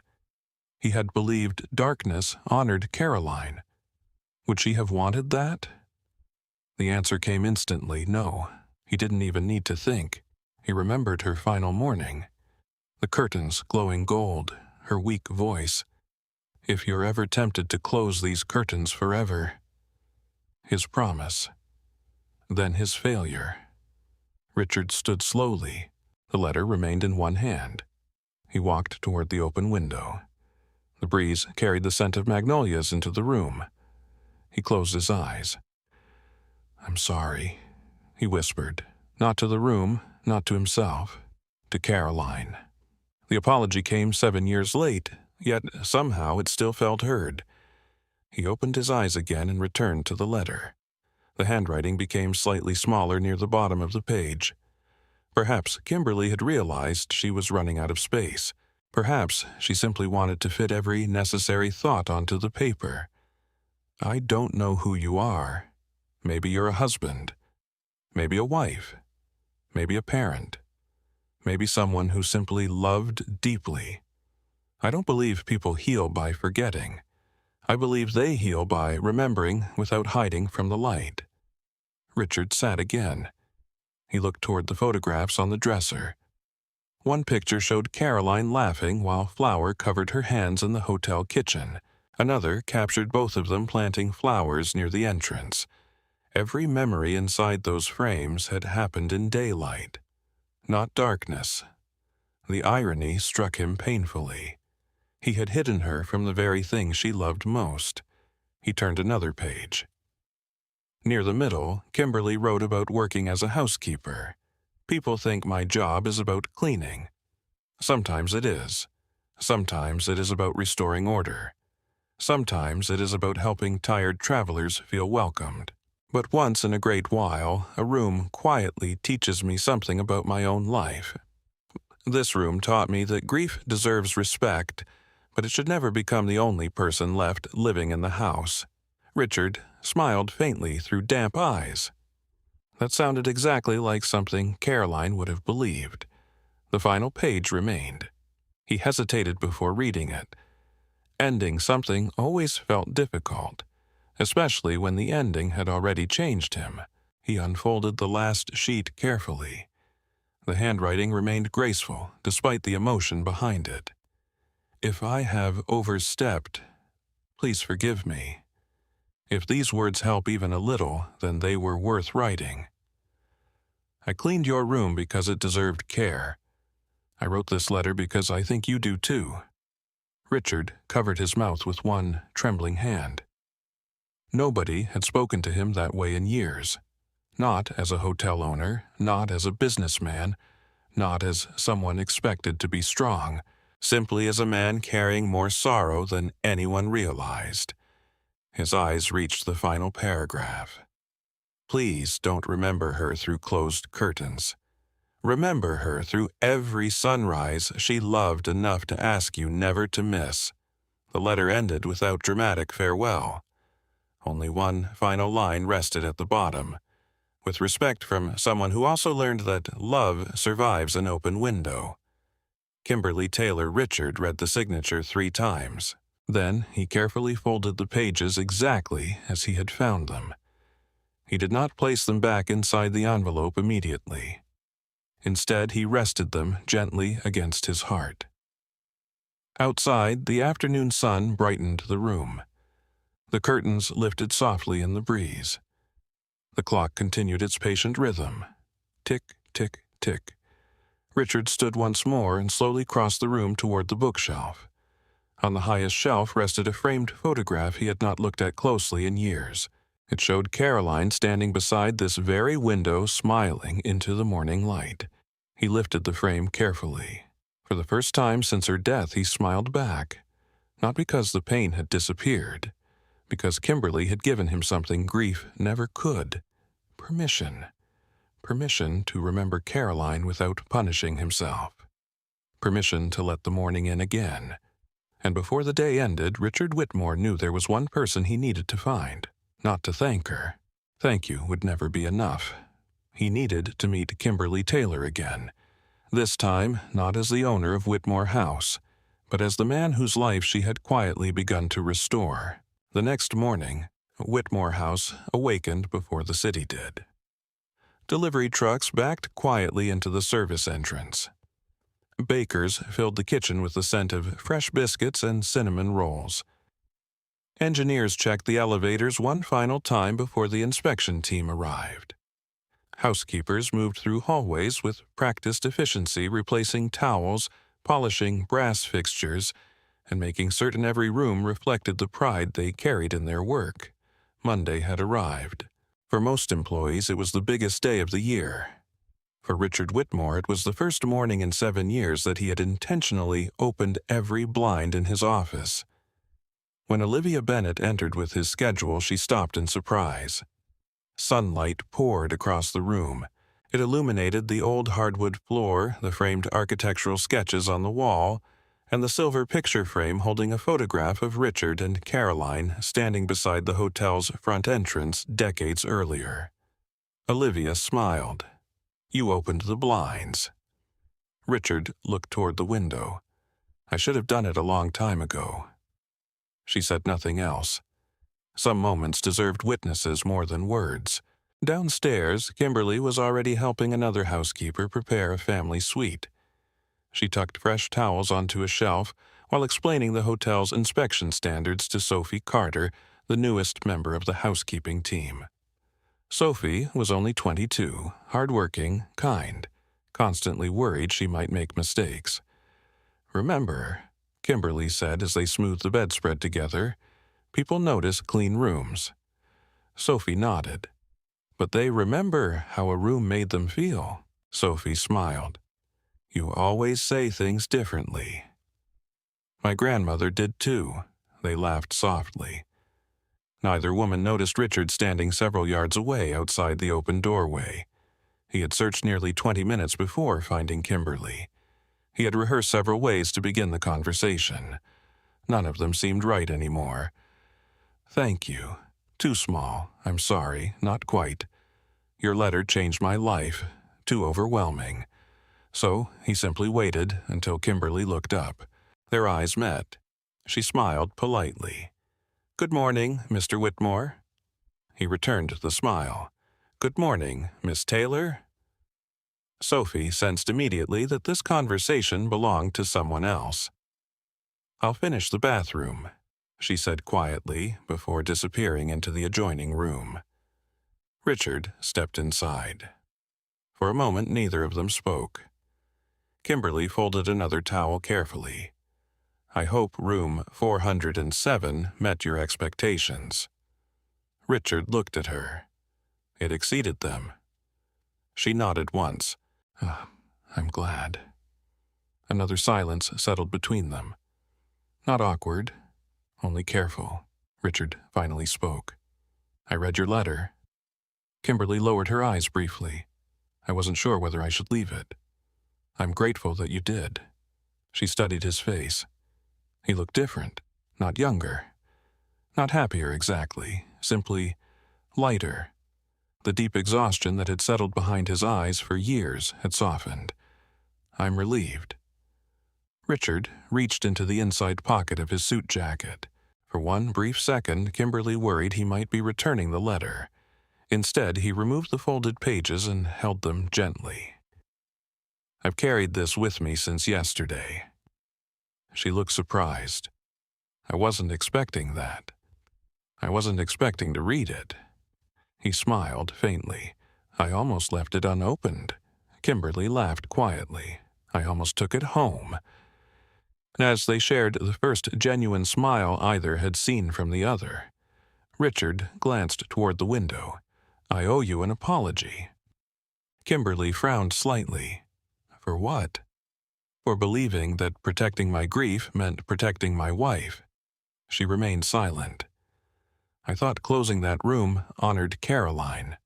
He looked down at the letter. "I realize now. It only trapped both of us." Kimberly answered gently. "You loved her." "I still do." "I know." He looked at her with genuine curiosity. "How?" She thought carefully before answering. "People who stop loving usually let go." "You didn't. You held on." Richard's voice became quieter. "Maybe too tightly." Kimberly nodded. "That's what grief often asks us to do." Neither of them hurried the conversation. The hotel continued moving around them. Housekeepers passed quietly through the hallway. A luggage cart rolled toward the elevator. Somewhere downstairs, dishes clinked inside the restaurant. Life surrounded them without interrupting them. Richard looked toward the family photographs hanging on the suite wall. My father used to tell me something. Kimberly waited. He said buildings aren't remembered because they're beautiful. What are they remembered for? The lives they shelter. Kimberly smiled. He was right. Richard sighed softly. I forgot that. For a while. For 7 years. She looked at him kindly. Time doesn't measure healing. He raised an eyebrow. What does? Courage. He smiled again. I've had very little of that. I don't believe that. No. You opened room 407. You did that. I opened the curtains. She looked directly into his eyes. You opened the door. The words settled deeply. Richard realized she was right. No one could have forced him to return. No letter could have compelled him. Some part of himself had chosen to step back into that room. Kimberly had simply made it easier. He looked down at the folded pages once more. There was one sentence I can't stop thinking about. She tilted her head slightly. Dust remembers nothing. Love remembers everything. Kimberly smiled faintly. I almost didn't write that. Why? It sounded too simple. Richard shook his head. It was exactly simple enough. He laughed softly. I've spent 7 years making grief terribly complicated. The conversation drifted naturally after that. Not toward sadness, toward memories. Richard spoke about Caroline's impossible talent for remembering birthdays, how she insisted every employee receive a handwritten card, how she secretly baked pies with the kitchen staff every Thanksgiving, how she once convinced an entire wedding party to delay photographs because one frightened flower girl refused to smile until someone found her missing stuffed rabbit. Kimberly laughed. I think I would have liked her. Richard answered without hesitation. She would have liked you. Those words touched Kimberly more deeply than she expected. For several moments neither spoke. Then Richard asked quietly, May I ask you something personal? If I can answer. When you opened Lily's room, she looked toward the window before replying. Yes. Did it stop hurting? Kimberly smiled sadly. No. Richard's shoulders lowered slightly. I didn't think so. It changed. He waited. The pain stopped pointing backward. She looked outside at the bright morning. It started walking beside me instead. Richard considered those words carefully. I think I'd like that. It takes time. I have some. She nodded. That's enough. Just then, Daniel Ross appeared in the hallway. The inspection team will be here in 15 minutes. Richard acknowledged him with a nod. I'll be right there. Daniel hesitated after noticing the conversation. Then he quietly continued walking. Richard turned back toward Kimberly. I've been thinking about room 407. She listened. I don't want to close it again. Her eyes brightened slightly. What will you do? I don't know yet. He smiled. For the first time, that's not frightening. Kimberly folded the last towel and placed it neatly on the shelf. Sometimes not knowing is where healing begins. Richard slipped Kimberly's letter carefully back into his jacket pocket. I'd like to ask one more favor. If I can, when the inspectors leave, he looked toward the morning sunlight filling the room. Would you be willing to help me decide what room 407 becomes next? Kimberly looked genuinely surprised. You want my opinion. I trust it. She was quiet for several seconds. Then she smiled. I'd be honored. For the first time since Caroline's death, Richard Whitmore was making plans that included the future instead of protecting the past. And though neither of them knew it yet, the decision they would make together after the inspectors departed would quietly transform not only one forgotten room, but the entire spirit of Whitmore House. By late Monday afternoon, the inspection team had finally left Whitmore House. For nearly 6 hours, every department had operated with careful precision. Inspectors examined maintenance logs, tested emergency lighting, checked guest rooms, interviewed employees, and observed everything from housekeeping procedures to breakfast service. When the final clipboard closed and polite handshakes were exchanged in the lobby, a quiet wave of relief spread through the entire hotel. Employees smiled at one another. Someone in the kitchen joked that coffee had become an official food group. The tension that had settled over the building for weeks slowly dissolved. Grace Morgan found Kimberly replacing supplies in the housekeeping storage room. "You survived," Kimberly laughed. "So did you." Grace leaned against the doorway. "I've been through 9 inspections. And I still forget how exhausting they are." Kimberly smiled. "Everything seemed to go well." Grace nodded. "It did." She lowered her voice slightly. "Mr. Whitmore is looking for you." Kimberly set another stack of folded towels onto a shelf. "Did he say why?"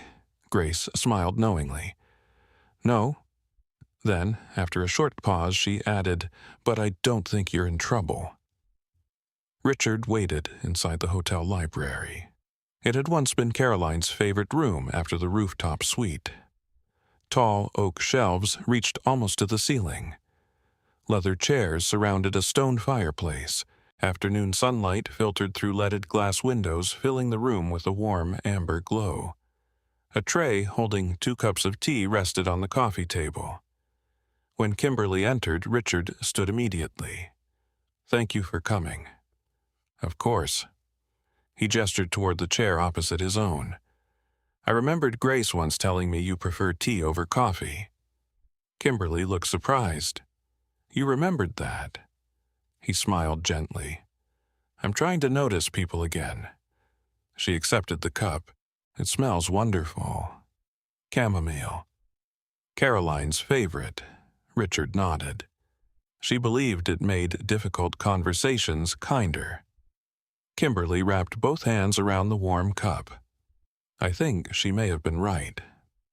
For a few moments, they simply enjoyed the quiet. Neither seemed eager to rush the conversation. Finally, Richard reached into a leather folder lying beside his chair.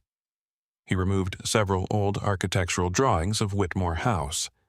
He spread them carefully across the table. "I've been thinking about room 407 all morning." Kimberly studied the faded blueprints. "It was originally designed differently." Richard nodded. "My grandfather intended it to become a reading salon." "What changed?" "My grandmother loved the view." He smiled faintly. "So they turned it into the finest guest suite in the hotel." Kimberly traced one finger lightly across the drawing. "The windows were always meant to be the focus." "Exactly." Richard looked toward the library windows. "I forgot that." "No." Kimberly spoke softly. "You remembered today." Richard smiled. "I suppose I did." He unfolded another sketch. "What would you do?" Kimberly looked puzzled. "With the room?" "Yes." She remained quiet for several moments. "I don't think I'd preserve it exactly as it is." Richard nodded slowly. "I agree. But," she hesitated, "I wouldn't erase Caroline either." He looked relieved. "Neither would I." They sat in thoughtful silence. Kimberly finally spoke again. "What if the room could continue doing what she did?" Richard looked up. "What do you mean?" "You've told me she noticed people." "She did."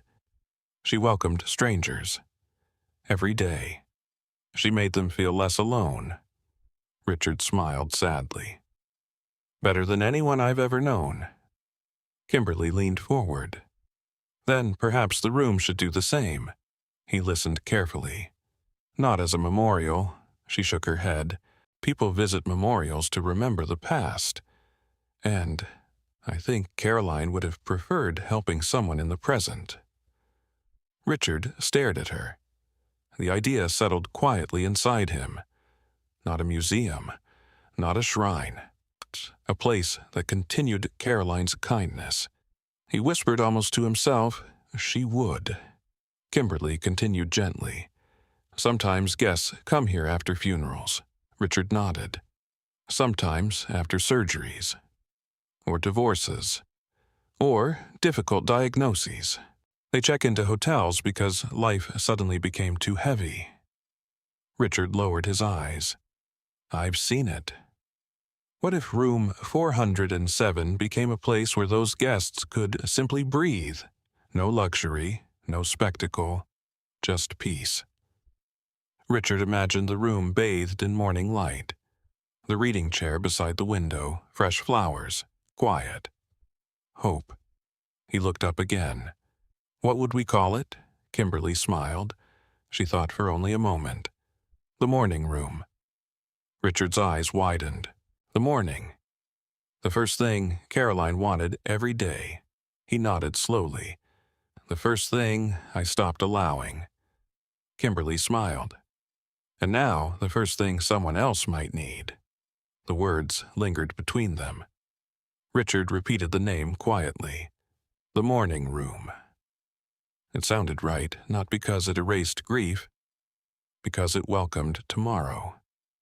Over the next hour, ideas began flowing naturally. Richard found himself sketching once again, a habit he had almost abandoned after Caroline's death. Kimberly watched with interest. You still draw beautifully. He laughed. I haven't heard that in years. You haven't stopped. I thought I had. She pointed toward the sketch. No. The pencil moved confidently across the paper. He redesigned nothing dramatic, only thoughtful details. A comfortable reading chair beside the window, soft lighting for evenings, fresh magnolias each week, a small bookshelf filled with books about hope, healing, travel poetry, and quiet reflection. Kimberly suggested placing a simple writing desk beneath the window. For journals, Richard asked. She nodded. Sometimes people don't need advice. They need paper. He smiled. That sounds exactly like your letter. She looked slightly embarrassed. I suppose it does. He added another note to the drawing. Writing desk, cream stationery, fountain pens. Then Kimberly hesitated before offering another idea. What if... Richard looked up. Guests could leave letters. Letters to someone they've lost. Or to themselves. Richard stopped writing. She continued. Nobody has to read them. They could take them home. Or leave them. He looked around the library. I think Caroline would have written one every week. Kimberly laughed. I think so too. Richard added another note. Memory journal available. Private letters encouraged. No obligation. No expectation. Just permission. The conversation slowly shifted beyond the room itself. Richard asked about Emma. Kimberly spoke proudly about her granddaughter's love of drawing buildings. She's always redesigning houses. Richard smiled. Perhaps she's inherited something. From who? He held up the architectural sketches. Maybe from a future mentor. Kimberly laughed. I think she'd like that. He became thoughtful. I'd like to meet her someday. I think she'd enjoy meeting you. Then Richard grew serious again. Kimberly, yes. I owe you something. She shook her head immediately. No, I do. You don't. You changed my life. She smiled kindly. I wrote a letter. You gave me my mornings back. Kimberly looked toward the library windows where sunlight continued filling the room. I couldn't have. You did. She considered that quietly before answering. I think the mornings were always waiting. Richard understood. She had not rescued him. She had simply opened the curtains. The choice to step toward the light had always been his. That realization mattered, because it meant healing belonged to him now. Not to circumstance, not to luck, not even to Kimberly. She had offered kindness. He had accepted it. As the afternoon approached evening, Richard rolled up the old blueprints carefully. The morning room. He smiled. Begins tomorrow. Kimberly stood. So soon? I've already waited 7 years. She nodded. That's true. He walked her toward the library door. Just before she stepped into the hallway, he stopped. One more thing. She turned. I don't want this to become a luxury feature. It shouldn't. I don't want people paying extra to grieve. Kimberly smiled warmly. Then don't charge them. Richard smiled back. No, I won't. As Kimberly walked down the hallway toward the employee elevators, she glanced through one of the tall windows overlooking the city. The sun was beginning to set. Golden light stretched across Savannah exactly as it had that morning. She smiled quietly. Some people believed healing arrived all at once. She knew better. Healing usually arrived the same way morning did. One gentle ray of light at a time. And somewhere upstairs, in a room that had once been defined only by loss, Richard Whitmore was opening the windows wide not simply to let fresh air inside, but to prepare a place where strangers carrying invisible burdens might finally discover that they were not alone. Construction crews never entered the morning room. Richard Whitmore insisted on that from the very beginning. There is nothing to rebuild, he told Daniel Ross. Only something to continue. Instead of contractors tearing down walls or replacing furniture, the transformation unfolded through small, deliberate acts. The reading chair remained beside the window because Caroline had loved watching the sunrise there.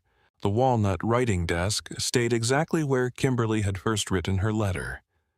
The knitted blanket rested across the chair after being carefully cleaned by a textile conservator instead of replaced. The old bedside clock continued ticking faithfully each morning. Fresh magnolias arrived every Monday. Nothing expensive was added. Nothing sentimental was removed. The room simply became more welcoming. Soft cream curtains replaced the heavy-lined drapes that had once blocked every ray of light, allowing the morning sun to filter gently through the windows while still preserving privacy. The bookshelves slowly filled with carefully chosen titles. Collections of poetry, memoirs about resilience, travel journals, cookbooks filled with handwritten family recipes, classic novels Caroline had once loved. There were no books about overcoming grief. Richard intentionally avoided them. He wanted guests to remember that life contained much more than loss. Kimberly suggested placing a small handwritten sign on the writing desk. Richard asked what it should say. She thought quietly before answering. If you need words, they're welcome here. If you need silence, that's welcome too. Richard smiled. Leave it exactly like that. 1 week later, the morning room quietly opened. There was no ribbon-cutting ceremony, no press release, no social media announcement. Richard wanted the room to feel like a gift rather than a marketing strategy. Only the hotel staff knew its true story. Front desk employees received simple instructions. Whenever they recognized a guest carrying unusual emotional burdens, someone arriving for a funeral, a family waiting through hospital treatments, an elderly widow traveling alone, they could gently mention that the hotel offered a quiet private room available at no additional charge. No explanation required, no questions asked. Simply, if you'd like somewhere peaceful for a little while, we'd be honored. Within days, people began accepting. Not everyone, but enough. A middle-aged man whose wife was recovering from heart surgery spent an hour reading beside the window. A young woman preparing to speak at her father's memorial service filled 3 pages of stationery before quietly folding them into her purse. An elderly veteran sat silently in the reading chair every morning during his 4-day stay. He never wrote anything. He only watched the sunrise. Before checking out, he thanked the front desk with tears in his eyes. I haven't watched a sunrise in 20 years, he said. No one asked why. They didn't need to. Kimberly watched these quiet transformations from a respectful distance. Each continued working and housekeeping exactly as before. She still arrived before sunrise, still packed Emma's lunch, still opened curtains before making beds. She never expected recognition. The work itself remained enough. One Thursday afternoon, Richard found her polishing brass handrails near the grand staircase. "Do you have a moment?" "Of course. I'd like your opinion." They walked together toward his office. This time, every blind stood fully open. Sunlight filled the room. Kimberly noticed immediately. Richard caught her smile. "I've become rather fond of windows again." "I noticed." He laughed softly. "So has Olivia." He handed Kimberly a folder. Inside lay several pages outlining a new position: Guest Experience Coordinator. Kimberly looked confused. She read carefully. The role focused on employee mentoring, welcoming guests facing difficult circumstances, training new staff in compassionate service, and overseeing the morning room. She looked up. "This belongs to someone with management experience." Richard shook his head. "No. It belongs to someone who understands people." She closed the folder gently. "I've never supervised anyone." "You already have." She frowned. "When Sophie," Kimberly smiled. "She's still learning." "So are we all," he continued. "I've watched how employees speak after working beside you." She remained quiet. "They slow down. They listen better. They stop rushing through conversations." He leaned back slightly. "That can't be taught in hospitality school." Kimberly looked uncertain. "I don't know if I'm qualified." Richard smiled. "May I tell you something Caroline used to say? I'd like that. When someone says they aren't qualified to be kind," he paused, "they're usually the most qualified person in the room." Kimberly laughed. "She sounds wiser every time you quote her." "She usually is." Silence settled gently between them. Richard pushed the folder toward her once more. "I'm not offering charity." "I know. I'm offering responsibility." Kimberly appreciated that distinction more than he realized. Throughout her life, people occasionally offered help that quietly carried pity beneath it. She had learned to recognize the difference. This felt different. Richard wasn't trying to rescue her. He genuinely believed she could help shape the culture of Whitmore House. That mattered. She looked through the proposal again. The salary increase would certainly help. Emma's school expenses had been growing. The apartment lease would renew in 3 months. Life would become easier. Yet money wasn't the first thing she noticed. Near the bottom of the page appeared one sentence: "Primary responsibility, help every guest and employee feel seen." Kimberly smiled. "You wrote this?" Richard nodded. "I borrowed the idea." "From who?" He looked at her. "You?" She laughed quietly. "I've never said those exact words." "No. You lived them." Her eyes became moist. She closed the folder. "I'd be honored." Richard extended his hand. "Welcome." Instead of shaking it immediately, Kimberly hesitated. Then she smiled warmly and shook his hand. Neither realized Grace Morgan had quietly paused outside the partially open office door. She had arrived intending to discuss inventory budgets. Instead, she witnessed something far more meaningful. When Kimberly left the office carrying the folder, Grace intercepted her in the hallway. "Well," Kimberly handed her the first page.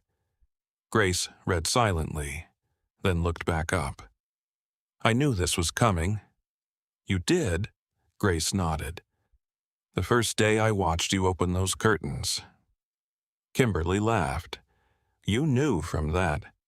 "No," Grace smiled. "I knew from the way you closed the door afterward." Kimberly looked puzzled.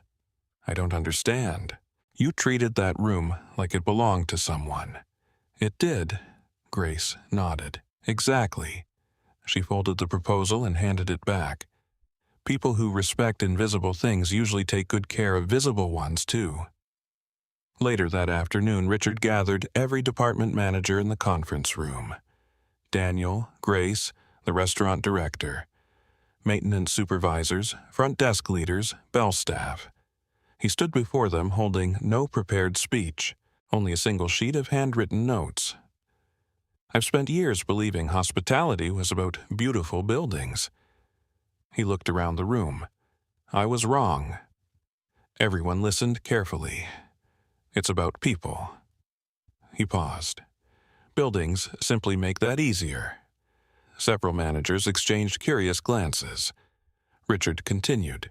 Beginning today, every new employee at Whitmore House will spend 1 hour learning something that isn't listed in any operations manual.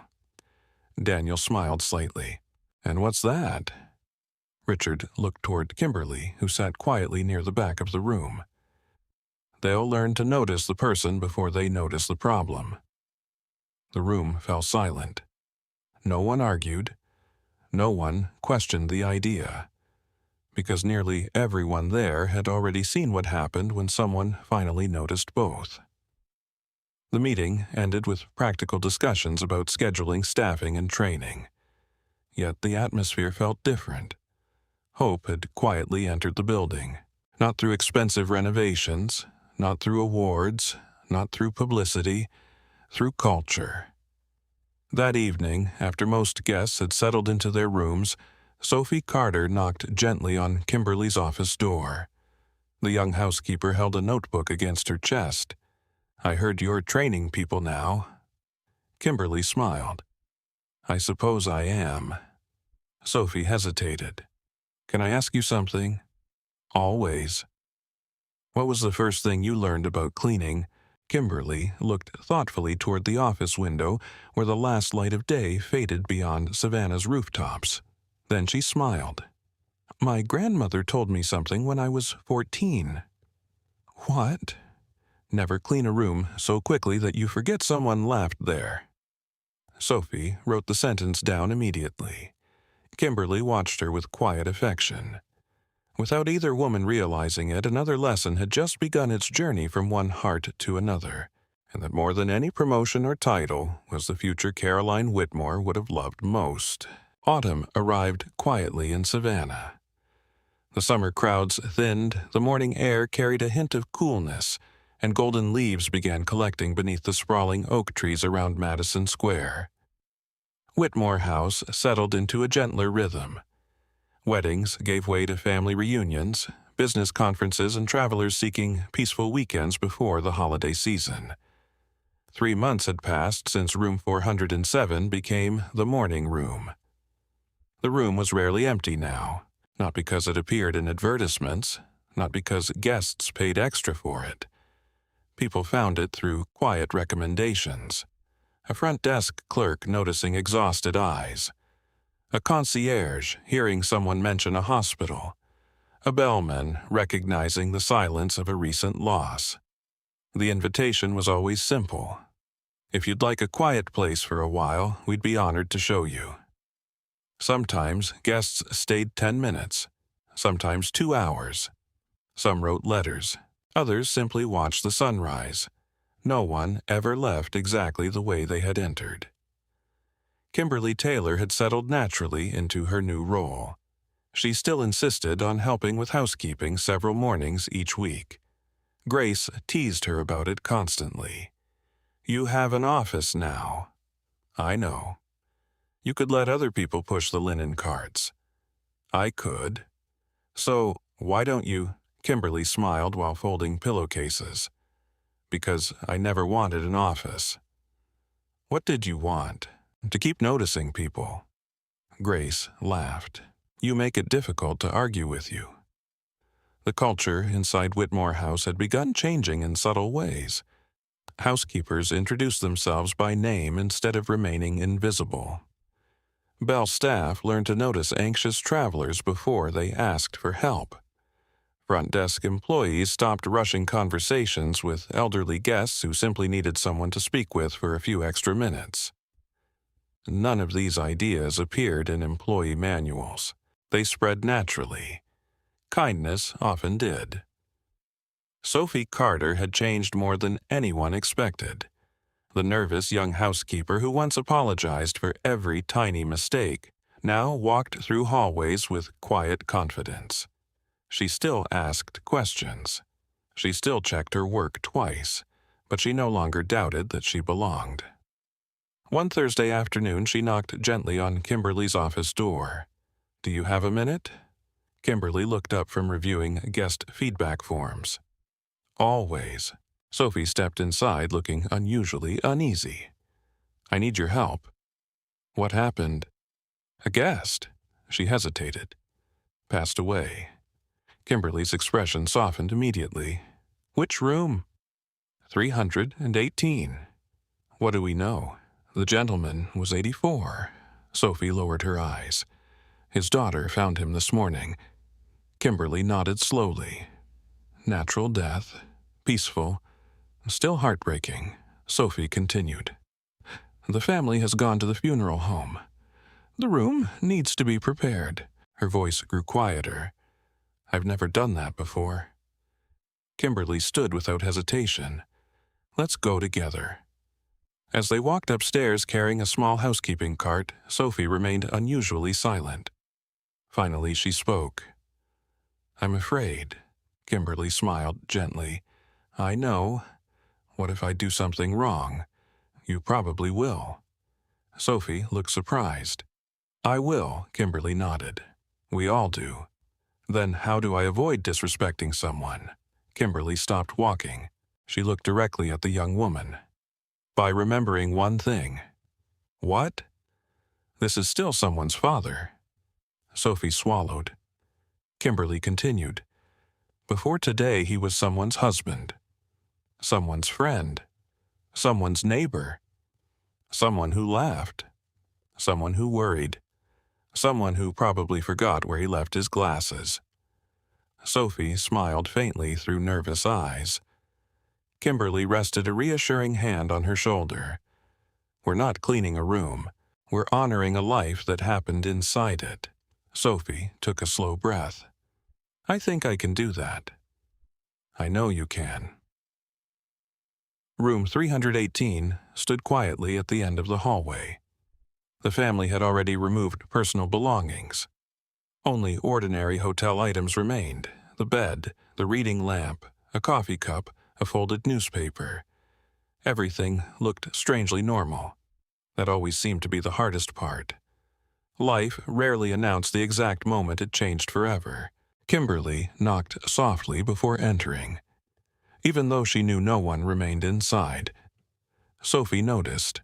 "Why did you knock?" Kimberly smiled. "Respect doesn't disappear when someone leaves." The young woman nodded thoughtfully. They entered together. The room carried no dramatic sadness, only stillness. Kimberly walked slowly toward the window. She gently opened the curtains. Morning sunlight entered quietly. Sophie watched. "You always start there." Kimberly nodded. "I always will." They worked without rushing. Kimberly folded blankets. Sophie gathered used towels. Neither spoke much. Silence felt appropriate. After several minutes, Sophie discovered a pair of reading glasses resting on the nightstand. She instinctively reached for them, then stopped. "What should I do?" Kimberly walked over. She examined them carefully. "They belong to the family." "I almost packed them away." "That's why we slow down." Kimberly smiled. "Objects matter because people matter." They placed the glasses carefully inside a labeled belongings envelope prepared for the family. A little later, Sophie found a postcard tucked inside the Bible drawer. The front showed Yellowstone National Park. The back contained only one sentence. "Dad, you finally made it. Love, Emily." Sophie blinked rapidly. "I shouldn't have read that." Kimberly shook her head gently. "You weren't searching." "No, it found you." Sophie carefully placed the postcard with the glasses. Neither woman said another word for several minutes. Sometimes grief asked only for quiet hands. As they finished making the bed, a soft knock sounded at the partially open door. A woman stood hesitantly in the hallway.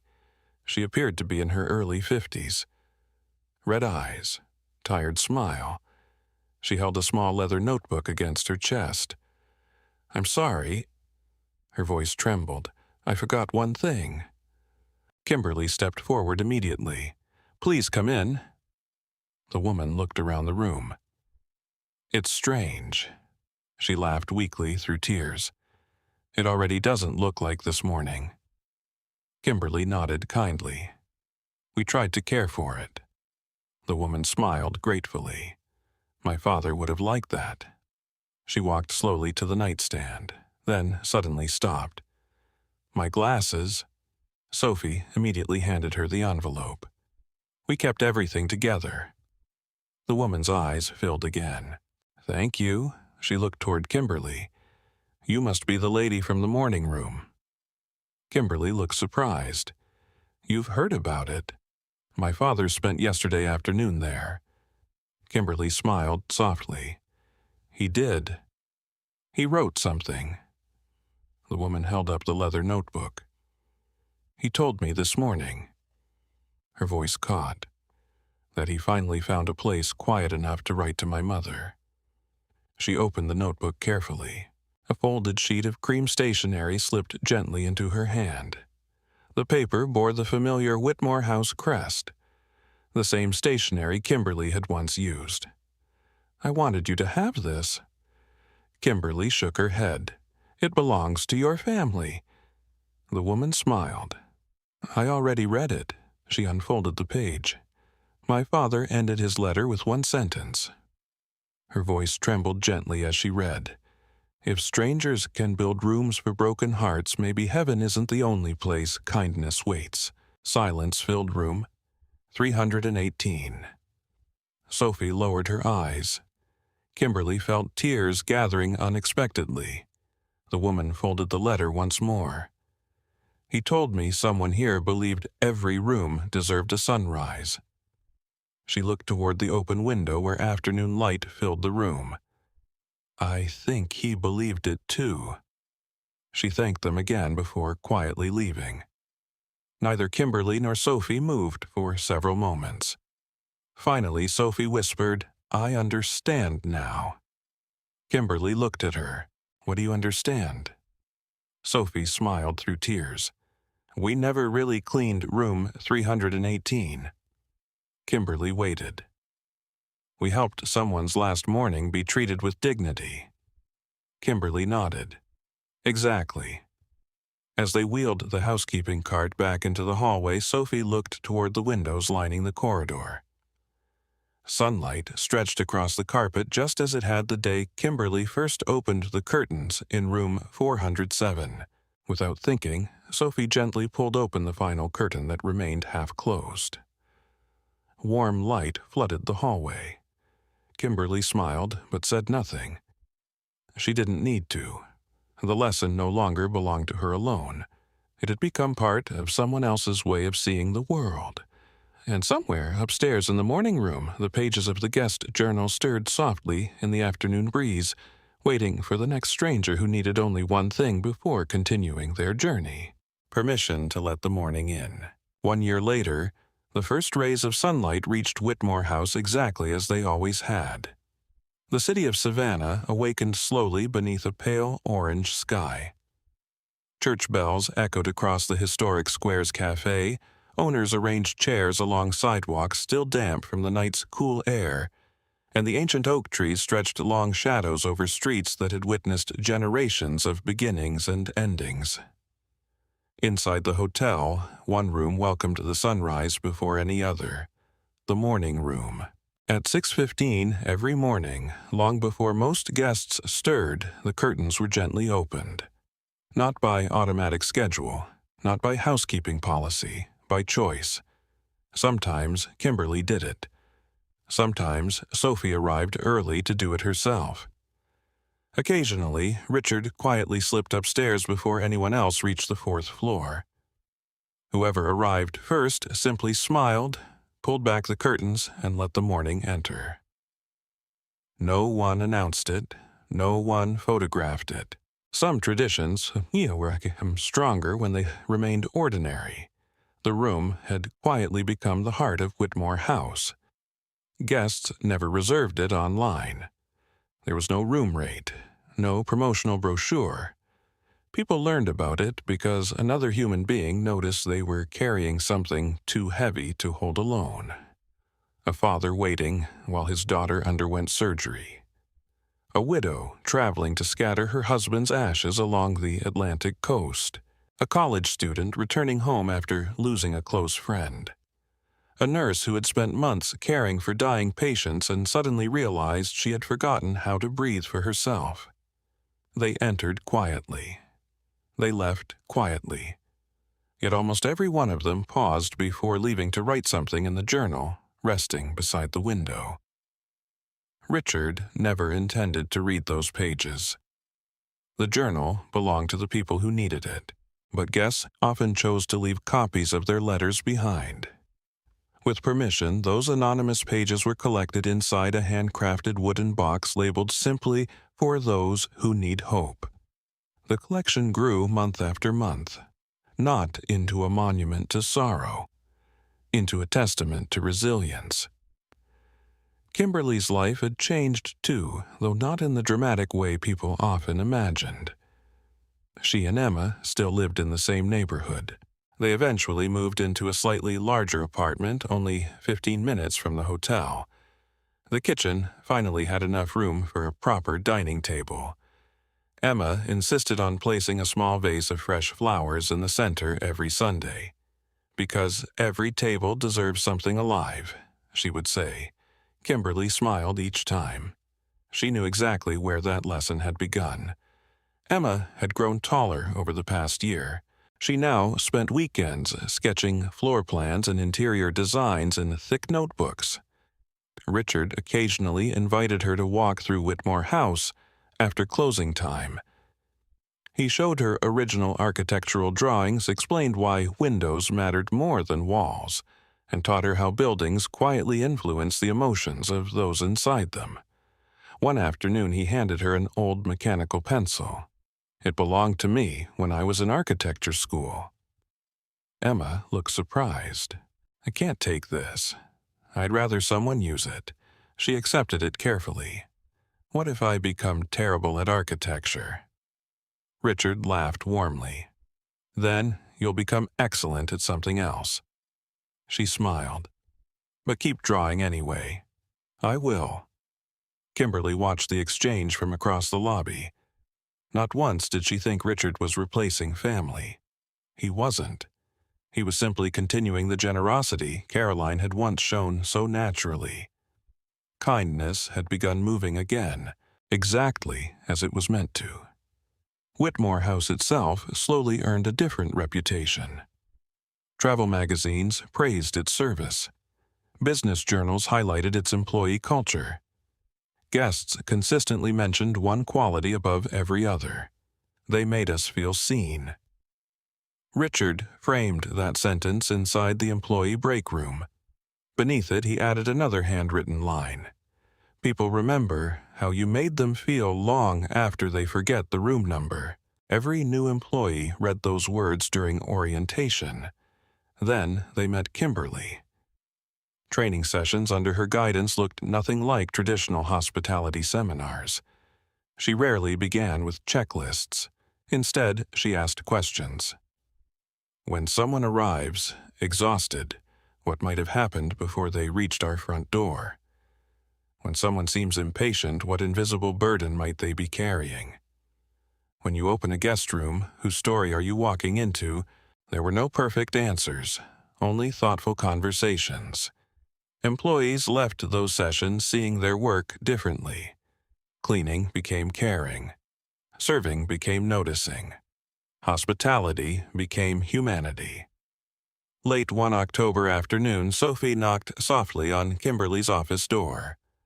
"I have something to show you." She carried a small cream-colored envelope. Kimberly smiled immediately. "It looks familiar." Sophie laughed. "It should. She opened the envelope carefully. Inside rested a handwritten note. Not long, only a few sentences. "It was left in the morning room today," Sophie explained. "The guest wanted us to keep it." Kimberly unfolded the page. It read, "A year ago, someone told me this room existed because one woman believed every room deserved a sunrise. Today I finally understood. The sunrise wasn't waiting outside the window. It was waiting inside people willing to open the curtains for someone else. Thank you. No signature, only gratitude." Kimberly handed the note back slowly. "Would you add it to the box?" Sophie nodded. "I already planned to." Before leaving, she paused. "You know." "What?" "I used to think kindness meant solving people's problems." Kimberly smiled. "And now, I think it means refusing to let them carry those problems alone." Kimberly felt quiet pride. Not because Sophie had learned from her, because Sophie had made the lesson her own. That evening, Richard climbed to the 4th floor after the last guests had settled in. The morning room stood empty. The windows reflected the last colors of sunset.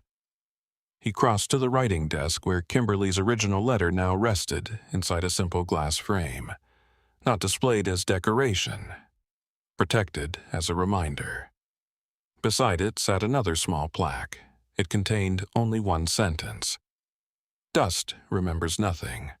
Love remembers everything." Richard smiled. He no longer read Kimberly's letter every day. He didn't need to. Its words had already become part of him. He walked toward the window. Outside, the square slowly filled with the warm glow of old-fashioned street lamps. He imagined Caroline standing beside him. Not as a ghost, not as a painful memory, simply as someone whose love continued shaping lives she would never meet.